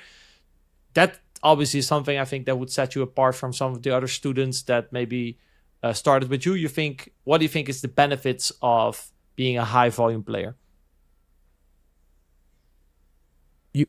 You get more experience, right? Like, of course, like you learn by studying, but playing also gives experience. Like at giving intuition is a big role, like of how much you play. Like you see, like experienced players have good intuition because they have gone through that spot many times against a lot of type of players, against like everyone's, and they're doing that over and over again. They are seeing the results. Maybe they're not tracking it, but in your subconscious, you have been there many times. So it make you like it make you have like a better feeling at the game. I think so, and also you make more money, right? you as much like you are playing well. If you can play well for that many hands, like as much, the more you play, the more you are, So.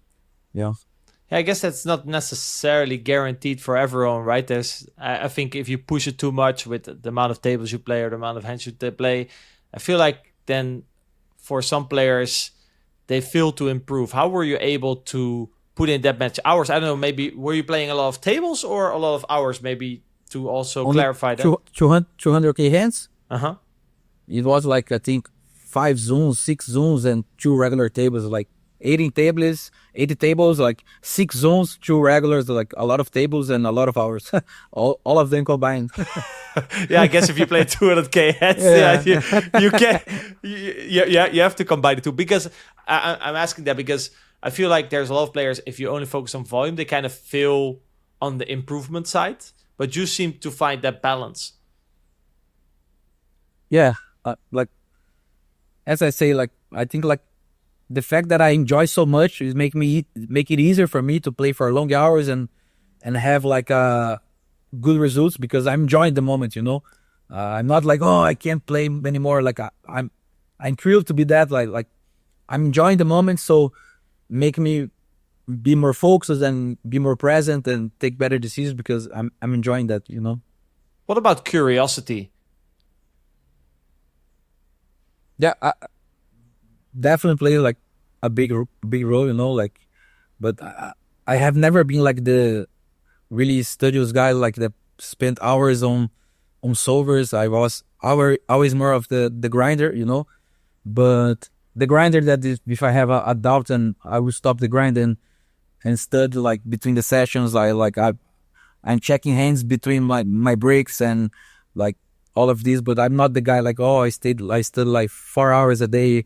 I spent 3 hours. No, I spent like 10 hours playing, and sometimes I review some hands, and that's it.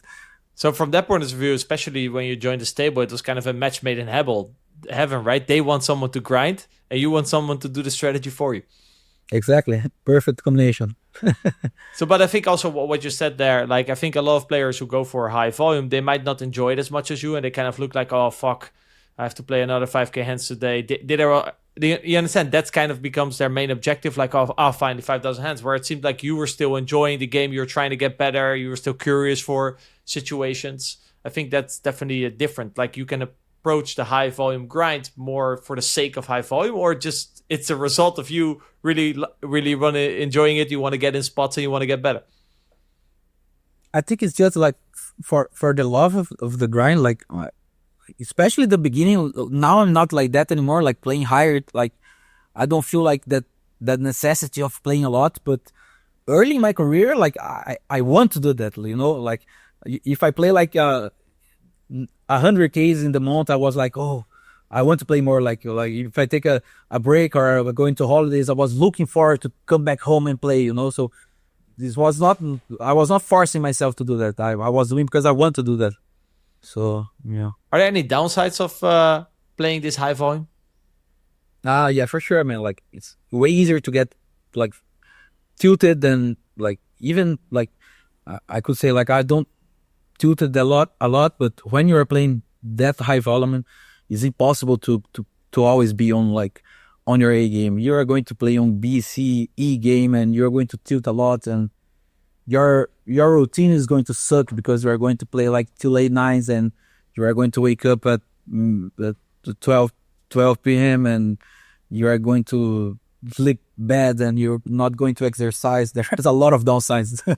So yeah, I definitely have a way healthier life now that I don't do this thing, and I'm enjoying a lot more now too. Like I prefer like the life that I have now, but I think it was necessary to become the player that I am, and I think it's played a big role on that. I think this comes back to this conversation often as well, right? It's not like you just kept on doing it. You're like, oh, this has some downsides, and you try to learn from the experience and try to improve. And that's kind of how you kept on moving upwards. To give people an idea, like you said that you were not stubborn, right? You said, okay, there's people smart in the game. They made me this strategy. Why would I think for myself? I think I heard you mention that together combined with a high volume and you're very rigid in following the blueprint, that at some point the sites thought you were a bot. Yeah. I think I was playing like 10 and L, 25. No. Yeah, I think I was playing 25 and L. And I got banned at 888 Poker 2 because they thought I was a bot. Because I was playing like early, like I have like two months in my poker career. I was already playing like 25 and L, I think. And I was always playing like 150k hands a hand, 150k hands a month, and just playing blueprint and never change the strategy. Like it doesn't matter the time, or I was just playing like a bot, you know, like you give like a script to the bot and he play like 150k hands in the month, always doing the same thing. Doesn't matter the player he's playing against, it doesn't matter he's a fish, he's a reg, like he's always doing the same thing. And I was doing that, but it was actually me just following the blueprint and being maniac. That's how I really like this example, because if you get detected by a bot, that shows like, you know, how much of a robot you were in terms of, okay, I sit down, make the hours, and execute the game plan. Over time, I'm sure you have evolved beyond the blueprint and you gave your own twist to things. How has your methodology evolved? What's the biggest difference between the metagame blueprint and the Biluzin blueprint, I guess we could call it? Yeah, I think I already talked about that, like trying to not follow like, here you have to do that, here you have to do this, like really go with my experience and my intuition. And I think it's a mix like of what I understand of GTO. I still have like a lot of understand. I still have like a lot of things to study and get better, but I try to follow a more like simplified strategy. I still like to play really simplified. Like I simplify a lot on, if I can bet range on a flop, I would bet range. Like I try to simplify a lot. It's something like I have coached with Marinelli too, and yeah, I learn a lot with him, like playing simplified strategies on flop and just like trying to RNG turn and mix the strategy in turn, like on GTO concepts and intuition on river. So it's like a mix of a lot of things. Oh, that's quite the involvement. So to kind of recap, if you can simplify on flop, that's where you like to simplify. On turn, you mix, and on the river, you let intuition take over. Yeah, kind of like that. Yeah. Could you maybe give an example of like, I think flop simplifications everyone's pretty familiar with, but could you maybe give an example of like turn approaches and how that has evolved for you? So I'm playing like a c-bet range on the flop, and then on the turn, okay. Now here I know that I have to bet 25% of my airs, and I have like to my draws I have to bet 50% of the time, and my top pairs I have to bet 80% of the time. So I just RNG and go with that. Like I try to be like more GTO oriented on turns, and rivers too. Like I try to think about a GTO perspective, but as I say, I take my intuition in consideration too. I take my reads in consideration, and I try to not be like using RNG on rivers to take decisions, you know. When you say on the turn, okay, I know I have to pick air 25% of the time, does it matter which air? Like, is there a thought process before that? Like, okay, I have a good candidate because, like, in certain situations, obviously, certain hands are preferred, or certain top pairs are absolutely or relatively better than others, etc., etc. Or Yeah, do you yeah, try to yeah. keep it as simple as, okay, top pair, I have a draw. Depends on the spot. If the spots I know deeper, I'm going to do that. I'm going to go deeper on blockers and what kind of air, what kind of top pair. But I have like, if the spots I didn't like not as sharp as I want, like if I don't know the spot too much, I will simplify it. You know, oh, is air, is top pair, is top pair. So if I'm not sharp as I want on the spot, I will be more simplified. But if I went through the spot and I know that the theory response, I will follow it. You know, so I simplify where I don't have like clear answers. Do you think that's what benefit do you think that approach gives you? With to not have to think a lot and like spend a lot of times on little details, you know. Oh, here I want to bet with the 7 spades, but not of the 7 hearts. And this drain a lot of energy, you know, like being so precise drains a lot of energy. And when you are playing like a lot of volume, if you try to do that on every hand, you are going to get fucked, you know. It's really hard to play a lot of hands and being so sharp on all of your decisions. So if you can have a strategy that you can simplify and not lose a lot of V, you know, okay, if I do that, I will be correct. I will maybe make a little bit mistakes sometimes, but it's not going to be like a blunder. It's going to be like a frequency mistake, and it's not going to be a big thing. This make you not spend a lot of energy, you know. So you can be like spend more energy on your river decision or on other things or on the other table that there's some big hand going on. So yeah, it's kind of what I thought. Like you save your energy for more thinking when you're on the river, right? Where basically the EV of your decision is greater. But you did say like, okay, there's spots where I do know I have more knowledge, or this combo is better, blah, blah, blah. But then it becomes intuitive, right? So you don't have to waste that brain power on it. It's more like, okay, I don't know the spot. I can now spend 30 seconds using all my brain power, or I can just fall back to the thing that I know. And any note, you know, I should have 25% my error. Well, this is error. I'll just RNG 25% of R. I think it also really raises your floor, right? I feel like in poker, everyone, like you can improve in 2 ways in poker. You can try to play better, or you can try to play less worse, basically, right? And I feel like this is a nice default to fall back on. Well, at least I know that, you know, if I just RNG error 25% of the time, then at least my floor is pretty solid.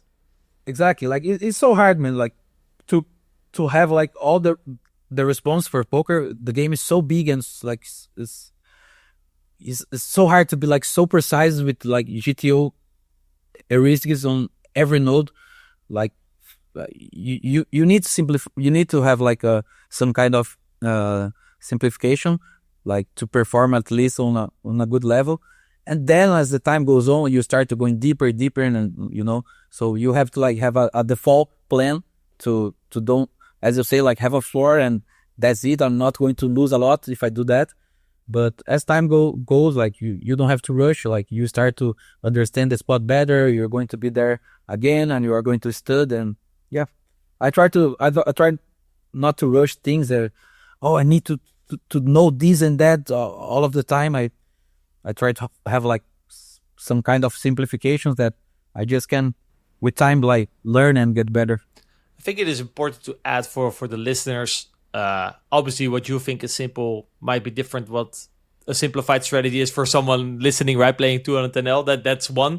But also, like, this is not the end point. Like, it's something that you fall back on when you have no other things going on, right? Like I said, it's kind of to make sure that you raise the floor. And from there, I feel like if you have that baseline, it allows you to spend more time on making better decisions, right? So it's an enabler and not the end point. Whereas I feel like a lot of players get this wrong. They build their baseline strategy and they think like, okay, this is the end. I made my strategy. Now I can just execute. But okay, no, this is like your foundation. From here, you can start to play poker. Exactly. Yeah. already talked about like the analogy between poker and a video game where you have to kind of race through the ranks. When you look back at your journey through the stakes, was there any jump in stakes that you find harder than others? Yeah, for sure. Only one. Like I always only took one shot. I took one shot at all the stakes that I have gone, except for 1K. 1K, I think I took like 20 shots, and I failed on all of them. I think it was so hard, man, so hard. Like because I always had like such an easy run. Like I was just like going through the stakes and having no like hard times. And when I get to 1K, like I just couldn't beat it. I was go take shots, lose, go take shots, and it took like more than a year, like maybe 2 years trying to beat 1K. What made you kept on shotting? I think at some point, people listening, if they take a shot 10 times, at some point they're like, well, I guess this is not for me. You know, I know you live in Brazil, right? 500 NL, you can make a good living. You can have quite a comfortable life. Like, I know that the money was not your motivator, but I can imagine after like the 15th time, you're like, maybe it's not for me. Nah, I will feel like a loser. Okay, 15 times, okay, again, this is not my type. I wouldn't let go. Like, I would keep trying until I do it. Like, no way I would stop trying. After 15 times, I was like, just like, go, okay, 1K is too hard for me. No way, man. What is it about 1K particular, the pool, the site, whatever, or about your approach that made this shot so difficult? Why do you kept on failing? I think there was so many things. Like I have like a lot of things to get better at my game. I have a lot of things to fix. I also like didn't have like a good bankroll, so I was like playing with money pressure.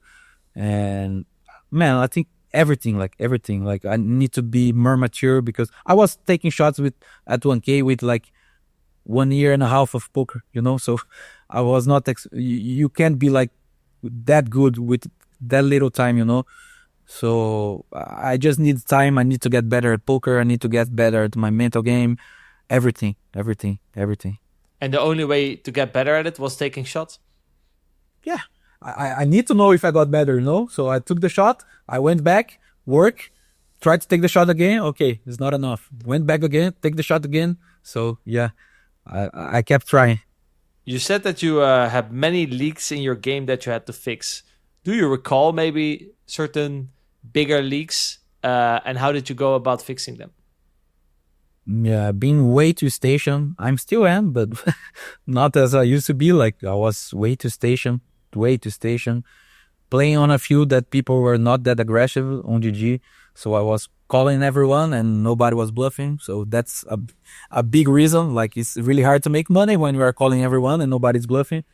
And I was bluffing also everyone. I was being extremely aggressive and people had already picked up on, they knew I was doing that and they were just calling me down a lot. So I was just spewing and calling everyone and not getting bluffed. So yeah, maybe it's hard to beat a game when you are doing something like that. What eventually clicked? Why did, I think you said 20 shots. Why did the 20th shot work? I don't know, man. I just kept trying and it worked, you know? I think like the big part was like between those shots, I'll say, oh man, it's enough. Like I can't take more shots. I need to make money. Then I went to make the challenge on ACR, you know? And then I was like playing a lot of volume. I was trying a lot of strategies because my strategies before were not working to beat 1K. So I started to try a lot of things. I even play like, I'm going to play Blueprint again. I'm going to play only GTO. I'm going to play, and then I mixed the both. I'm going to play Blueprint with GTO. And then I had like, as I say in the beginning, I had a class with Saulo and he said, man, following your intuition is always right. Like you have like a really good intuition. I did that and I have like my best month in the challenge.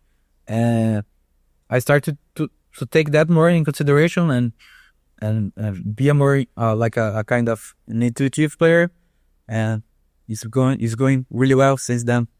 Yeah, like you mentioned, it seemed to be like probably the biggest breakthrough moment in your career, probably the best advice you've ever been giving. On the flip side, what is kind of the worst advice you've ever been given, or that you hear a lot in the poker community that you don't necessarily agree with?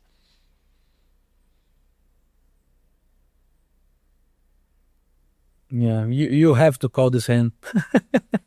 You need to call this hand. Like, this is such a bullshit, man. Like, What is flawed about it? yeah, you don't have to do anything. You are not obligated to do anything. You can do whatever you want. You don't have to. You are not obligated to do anything because, like, a scene told you to do. Like, you are not playing against robots. Nobody's playing GTO. Some people are playing closer. Some people are almost playing GTO, but most of the guys are not playing against people that are even playing closer to GTO. So you are not obligated to do anything. Like, you can make deviations and you can, like, go with your reads way more than you think. Coinpoker is one of the fastest growing poker rooms out there, and from what I've seen and experienced, it feels generally built with players in mind. They got fast payment processing, a global player pool, and a clear focus on sustainability and community-driven development. They have been very innovative, rolling out things like the Cash Game World Championship and the recent edition of 7-2 Bounty Tables, which says a lot about the direction they're going. As part of that growth and innovation, Coinpoker is running its winter series from December 26th until January 26th, with 10 million guaranteed across the series. This is currently one of the sites I like to go and play, but hey, that's just my take. I'm sharing this for informational purposes only. If you want to take a look into it further, there are more details in the description down below. You mentioned before that you're addicted to playing. Obviously, you said also by playing you can get better, especially the way you approach it. How did your studying look like when going through the ranks? Like, you said that, you're mainly focused on playing, but I assumed you did some studying. What kind of forms of improving on your game worked for you, and how has that process evolved over the time?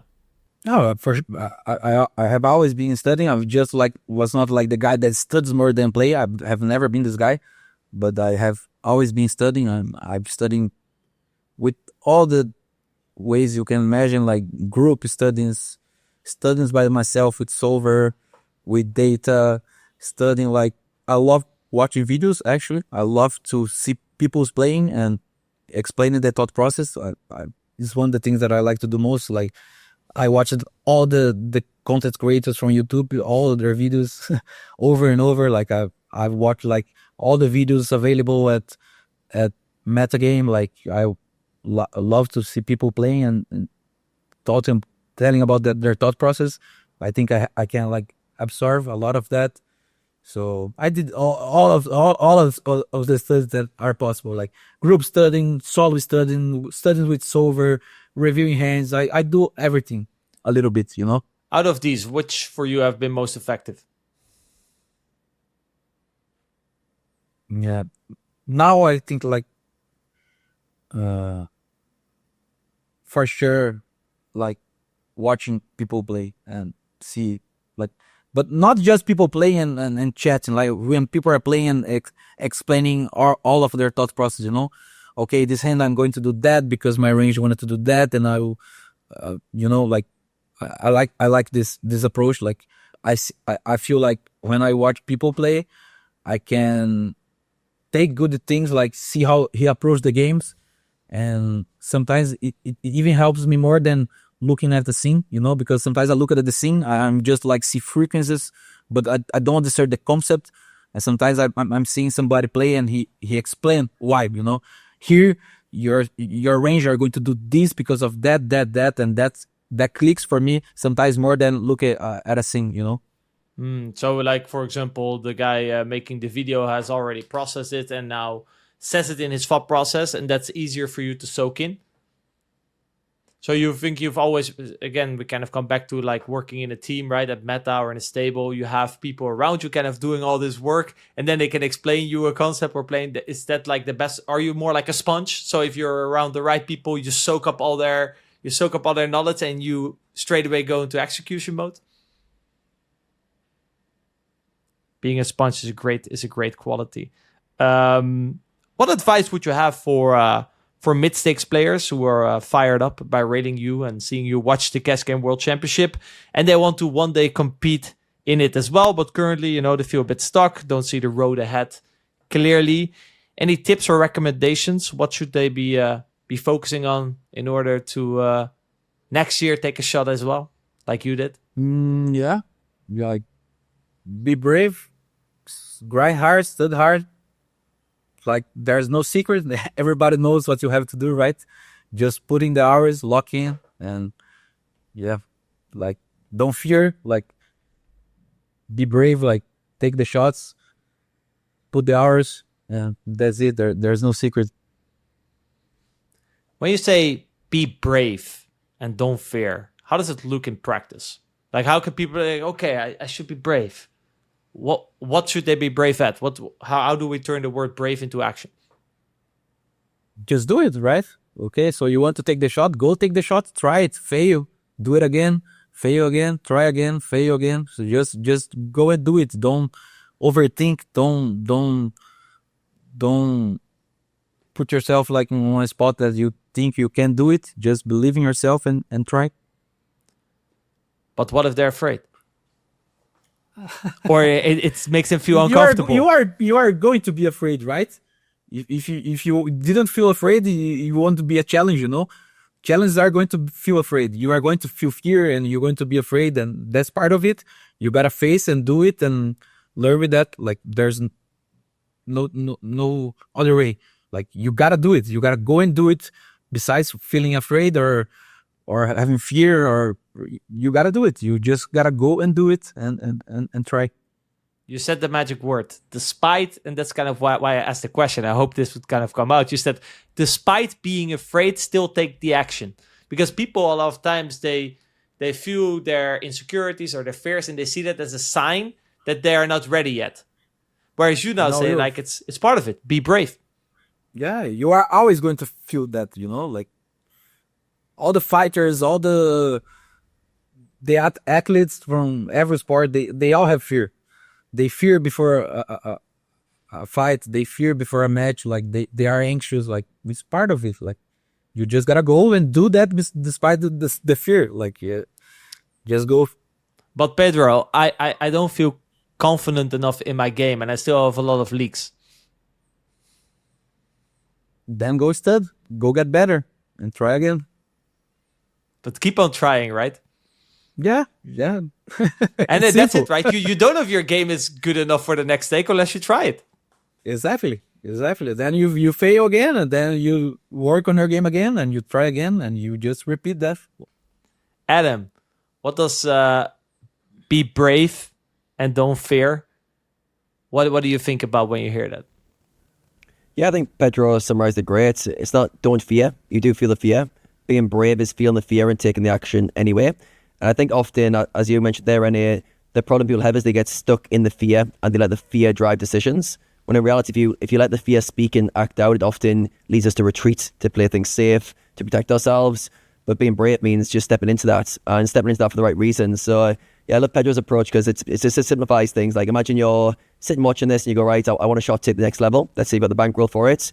One, you can study to get yourself ready for it. But at some point you go, right, play the games. Then you either get beat, lose some buy-ins, or you have a good run, and that's just a data point. Okay, cool, it wasn't good enough, back to studying, go again, and just create that kind of feedback loop. It sounds like for you, Pedro, you're very good at just create a kind of game out of that and go, right, if I'm not good enough yet, I will just go again and get better. So for you, like, I think the challenge with this, I'm trying to internalize this for somebody else. They might use the failed attempt as proof they weren't good enough, and their confidence is a bit more fragile than yours. So let's say you've got a high belief in yourself that you can always learn, get better, then yes, just keep going for it, keep trying. But what happens if each attempt chips away your confidence, where you go, this is proof that I'm not quite ready? Have you had any issues with your ego, self-belief as you've had failed attempts? No, never. I always believe it. Like, I always get frustrated for sure.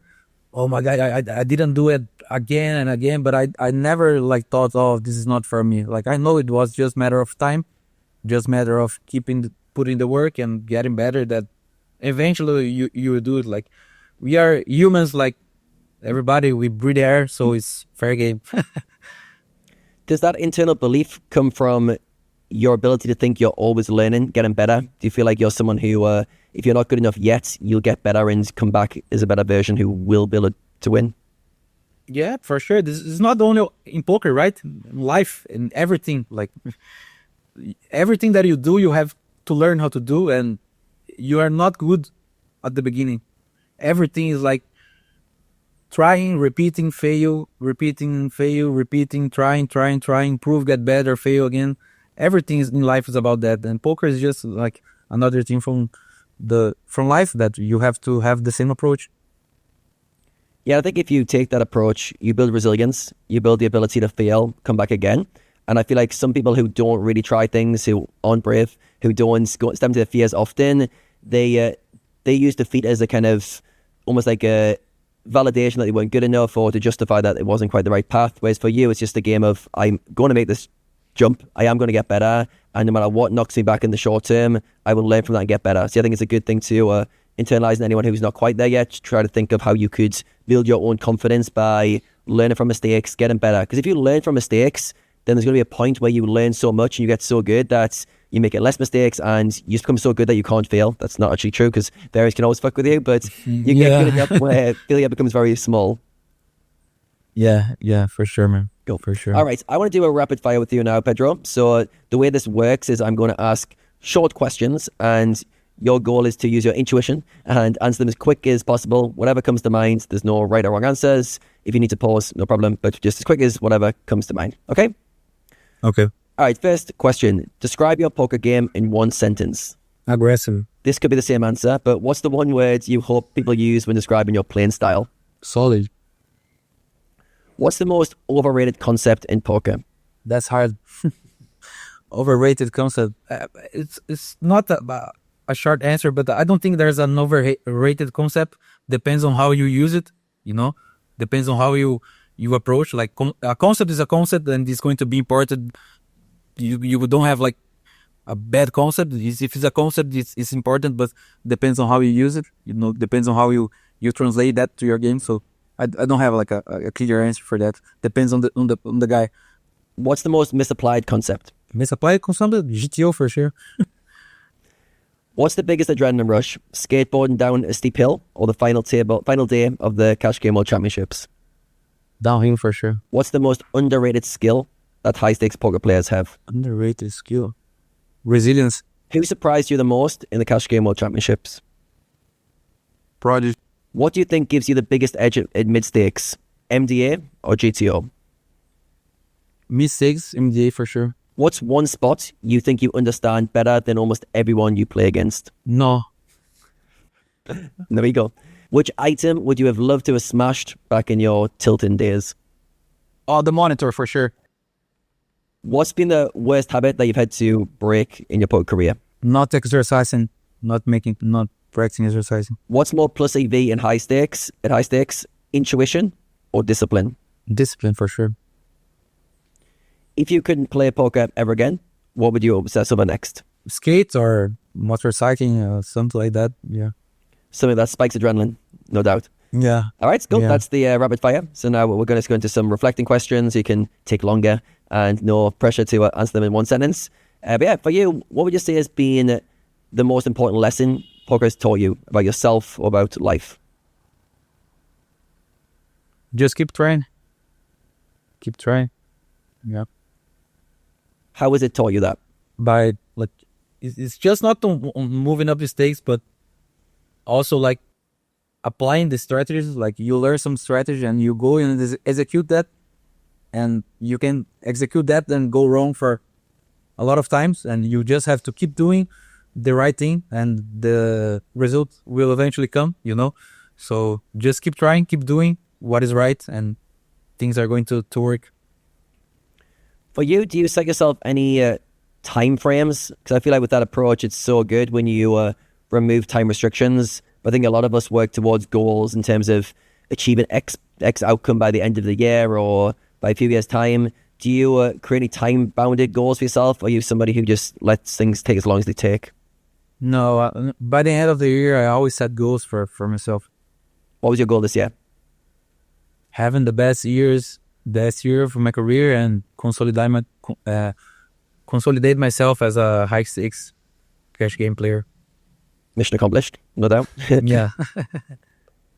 What do you think has been the greatest contributor to your success? If you could package what has led you to be successful into, let's say, 3 traits or attributes, what comes to mind for the package of you being successful? Obsession. Obsession 1. Any other side traits? Obsession and like for sure having like a community that I can rely on. For you, when you say obsession, how does that feel day to day? Is it a drive just to learn, to get better? Is it almost like you can't not study, you can't not play, you're driven so much? How does obsession show up for you day to day?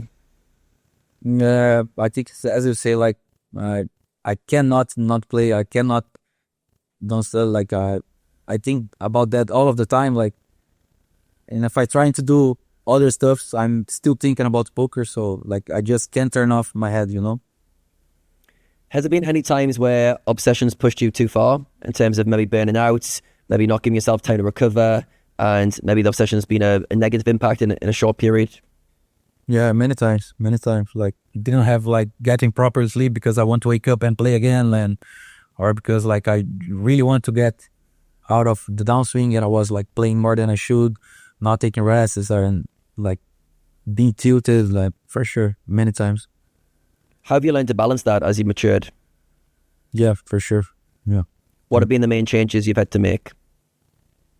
Like I have to like, I never had a routine. I was just playing, sleep whenever I want and wake up and whenever I want and eating whenever I want and nothing exercising and just like having like really bad habits. So I just get way better at that. Like I have like my routine. I have like my hours to play, my hours to sleep, hours to eat, to practice, exercise. So I completely changed that and I improved a lot for sure doing that. What are some of the non-negotiables on your routine? You mentioned some there in terms of your grinding hours, studying. You mentioned your sleep hours, exercise. Sleeping hours is like the number one. Like I need to have like proper sleep and sleep well. Like that's number one. It's like sleeping is actually the only thing that makes me not grind if I didn't get, you know, like if I didn't have good sleep, if I'm not feeling well, because if I don't have like the hours that I need to sleep, like I feel like shit all the day. So that's something that stops me from grinding. Exercise is like another thing that I'm always putting on the routine, but it's something that if I don't do, I will still grind, you know. And sleep like number one. How much sleep do you need to perform at your best?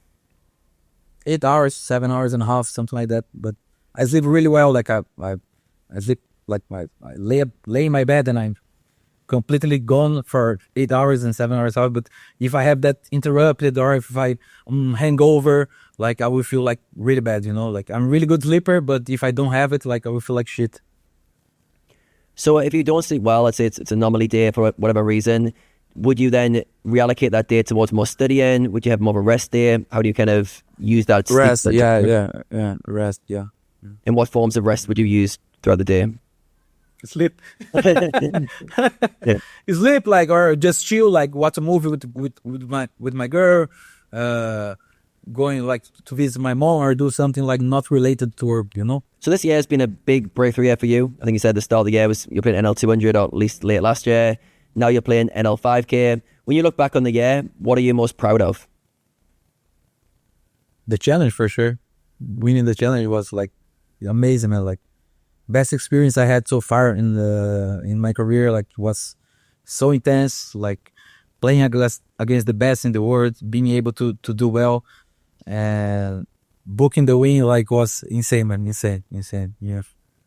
Have you had enough time to internalize that yet? In terms of how it feels for you, in terms of how it might impact your goals going forward? Or is it still quite fresh? Yeah, I still sometimes think and oh my god, I won the shit. Like I still like didn't like believe it. Yeah.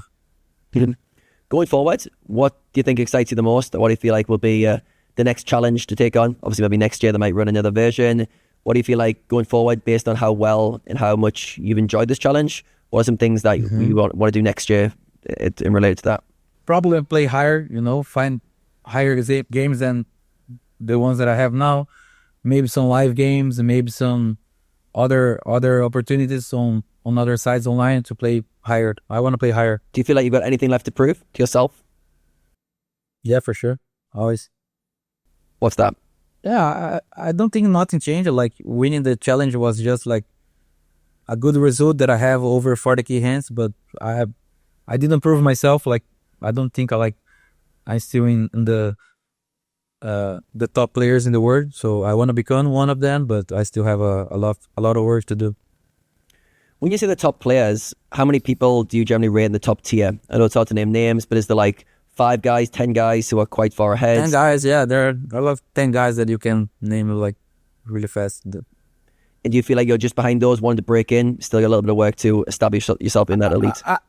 I don't know if I'm behind, but I still didn't have like time to prove it, you know?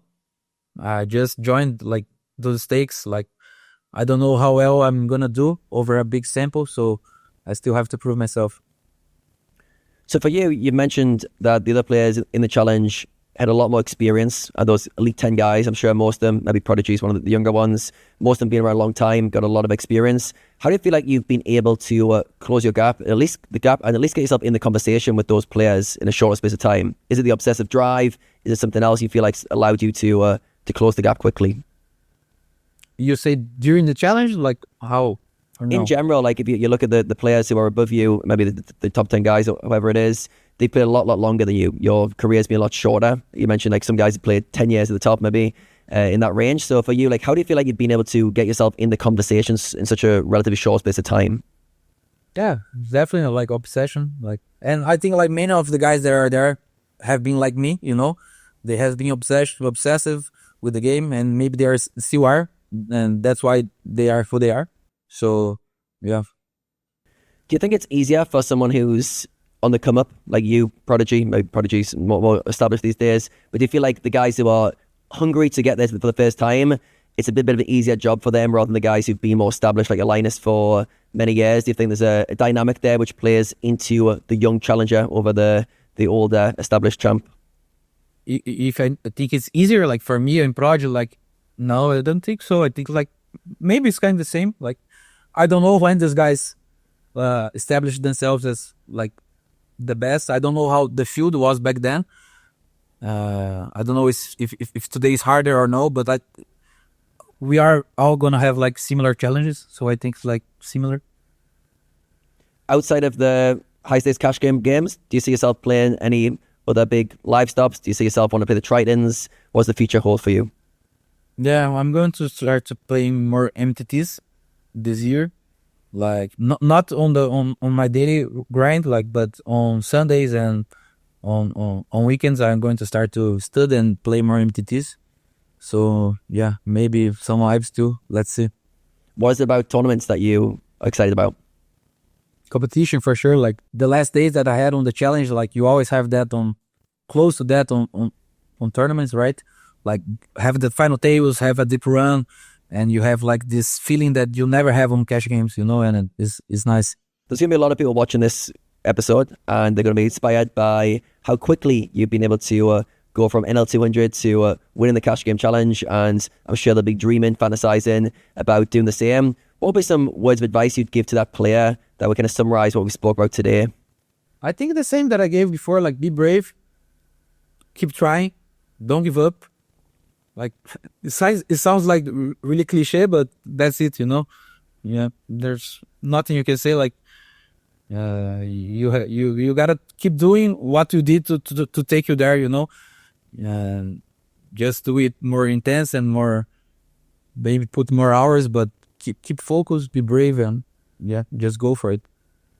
Perfect. Yeah, I think things are cliche for a reason, because they're true. There's a deep truth to those things, and for you, being brave, obsessing, always getting better, always taking the next challenge has been a real strong part of your story and how you've got to where you are. So yeah, it's a great last lesson. All right, Pedro, I'd like to thank you for your time. It's been an amazing conversation. Congratulations for holding on and amazing success in the Cash Game Championships. And yeah, I'm sure we're going to see a lot more of you in the future.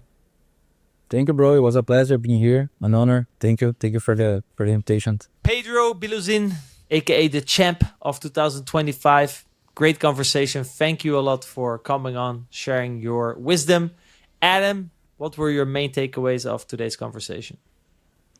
Yeah, well, that was a mindset masterclass. So many avenues I can touch on here. The first one was obsession. That came up a lot, how obsessed he is with the game, getting better, improving. I think people sometimes underestimate like what obsession looks like, but it's the constant drive to get better, to improve, to show up. I picture myself playing Heads Up Sit and Goes, and Dan Coleman, who was called Mr. Green at the time, he came on the scene and he was playing like 12 to 14 hours a day against everyone. And he did like an interview with one of the online sites, and he just said, oh, how do you play so much? And he's like, there's nothing else in the world I'd rather do.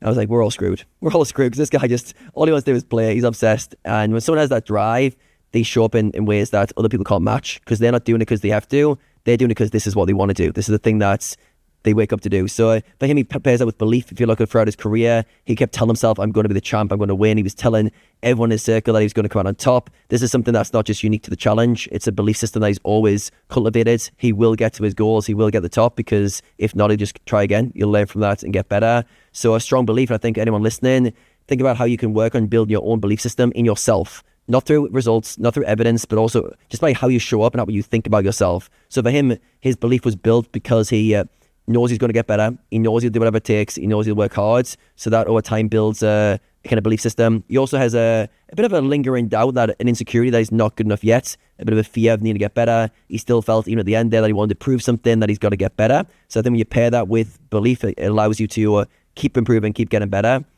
Another thing I wrote down, which came up a lot, was intuition. How that was a kind of turning point in his career when he started to trust his intuition more. And intuition is such a tricky word to speak on. It's such a tricky topic. We all know what it is on some level, but it's that ability to not overthink and trust your reads, trust your gut, trust your judgment in the moment. And in a world of solvers, a world of using data, a world of where things try to be more clean cut, intuition seems like that kind of messy in the middle. It's like, oh, but whoa, let me like break it down. And for him, he's learned to trust his intuition more and more over time. And that's been like his kind of secret weapon. So he's built up a kind of repertoire of data where he can now go in spots, especially rivers. He says intuition is what he leans on most frequently. So I think it's something to reflect on for anyone listening, how you currently use your intuition and where you can improve your ability to, one, feel intuition, get in tune with it, and then two, go with it. And for him, he's very big on always trusting it. Another thing was acceptance. Acceptance, perspective, these kind of go hand in hand for me, but his ability is to see things as they are, just to accept things, reality as it is. That's just how it is. I lost some minds, I lost them, no big deal. No stories, no narratives, no big deal, just to be okay with it. And this is like the ultimate mindset skill. When you look at any kind of mindset skill that you need to learn, whether it's perspective skills, whether it's reframing, it's all to get to there. Acceptance. Once you accept, game over. There's nothing else to do.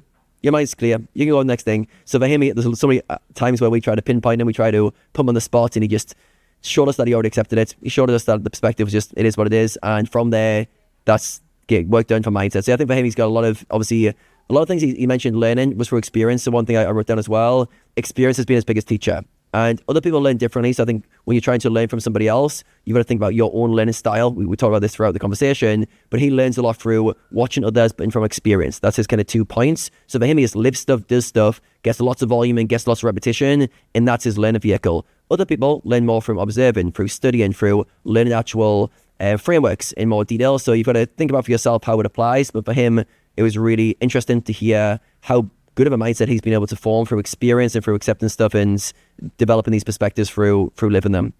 Rene, for yourself, what are the main things you wrote down? Yeah, when you mentioned the intuition, and then when you also mentioned it in the conversation, I was always thinking, yeah, obviously you should listen to your intuition. You play fucking 200k hands a month. I'm pretty sure you picked up on quite a lot of unconscious information in the couple years that you played, because you played millions and millions of hands, right? I definitely liked what he said in terms of, he kind of broke it down, right? That he likes to simplify.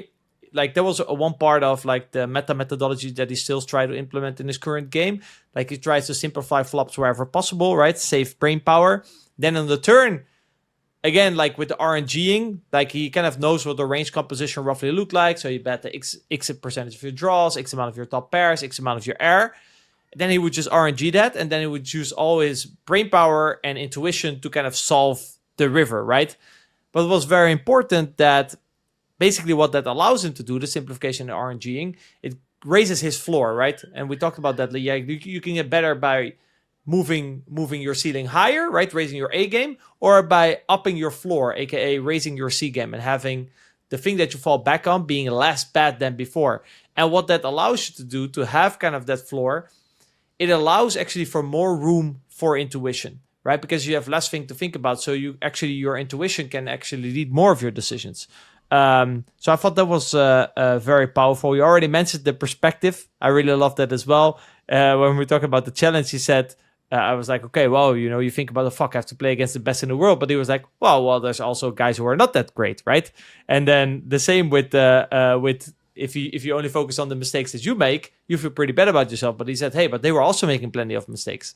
So there were two good examples, and I think he gave another one about the perspective where he said the worst that can happen is that I lose money, right? Where if he does downhill skateboarding, can go really fast. If you make a wrong move, you could die. So again, all these perspective skills, make everything. I think I said like what you focus on is what you feel, right? So if you focus on the mistakes that other people are making and how bad other people are, you feel pretty good about your game, and vice versa.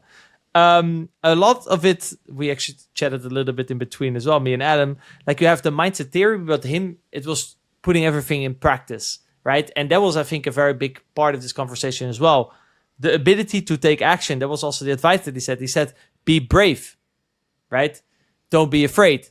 And then at the don't be afraid, I kind of asked through, and it's obviously there is fear. I think there is this, I don't know if this is a little definition of courage, but I heard a guy once said that courage is despite fear moving forward. That's showing courage, right? So obviously it feels uncomfortable to lose a lot of money, right? To put yourself in a position where you can lose a lot of money. But he kind of just embraces that in comfort. And he's brave, he shows courage, and he does it anyway.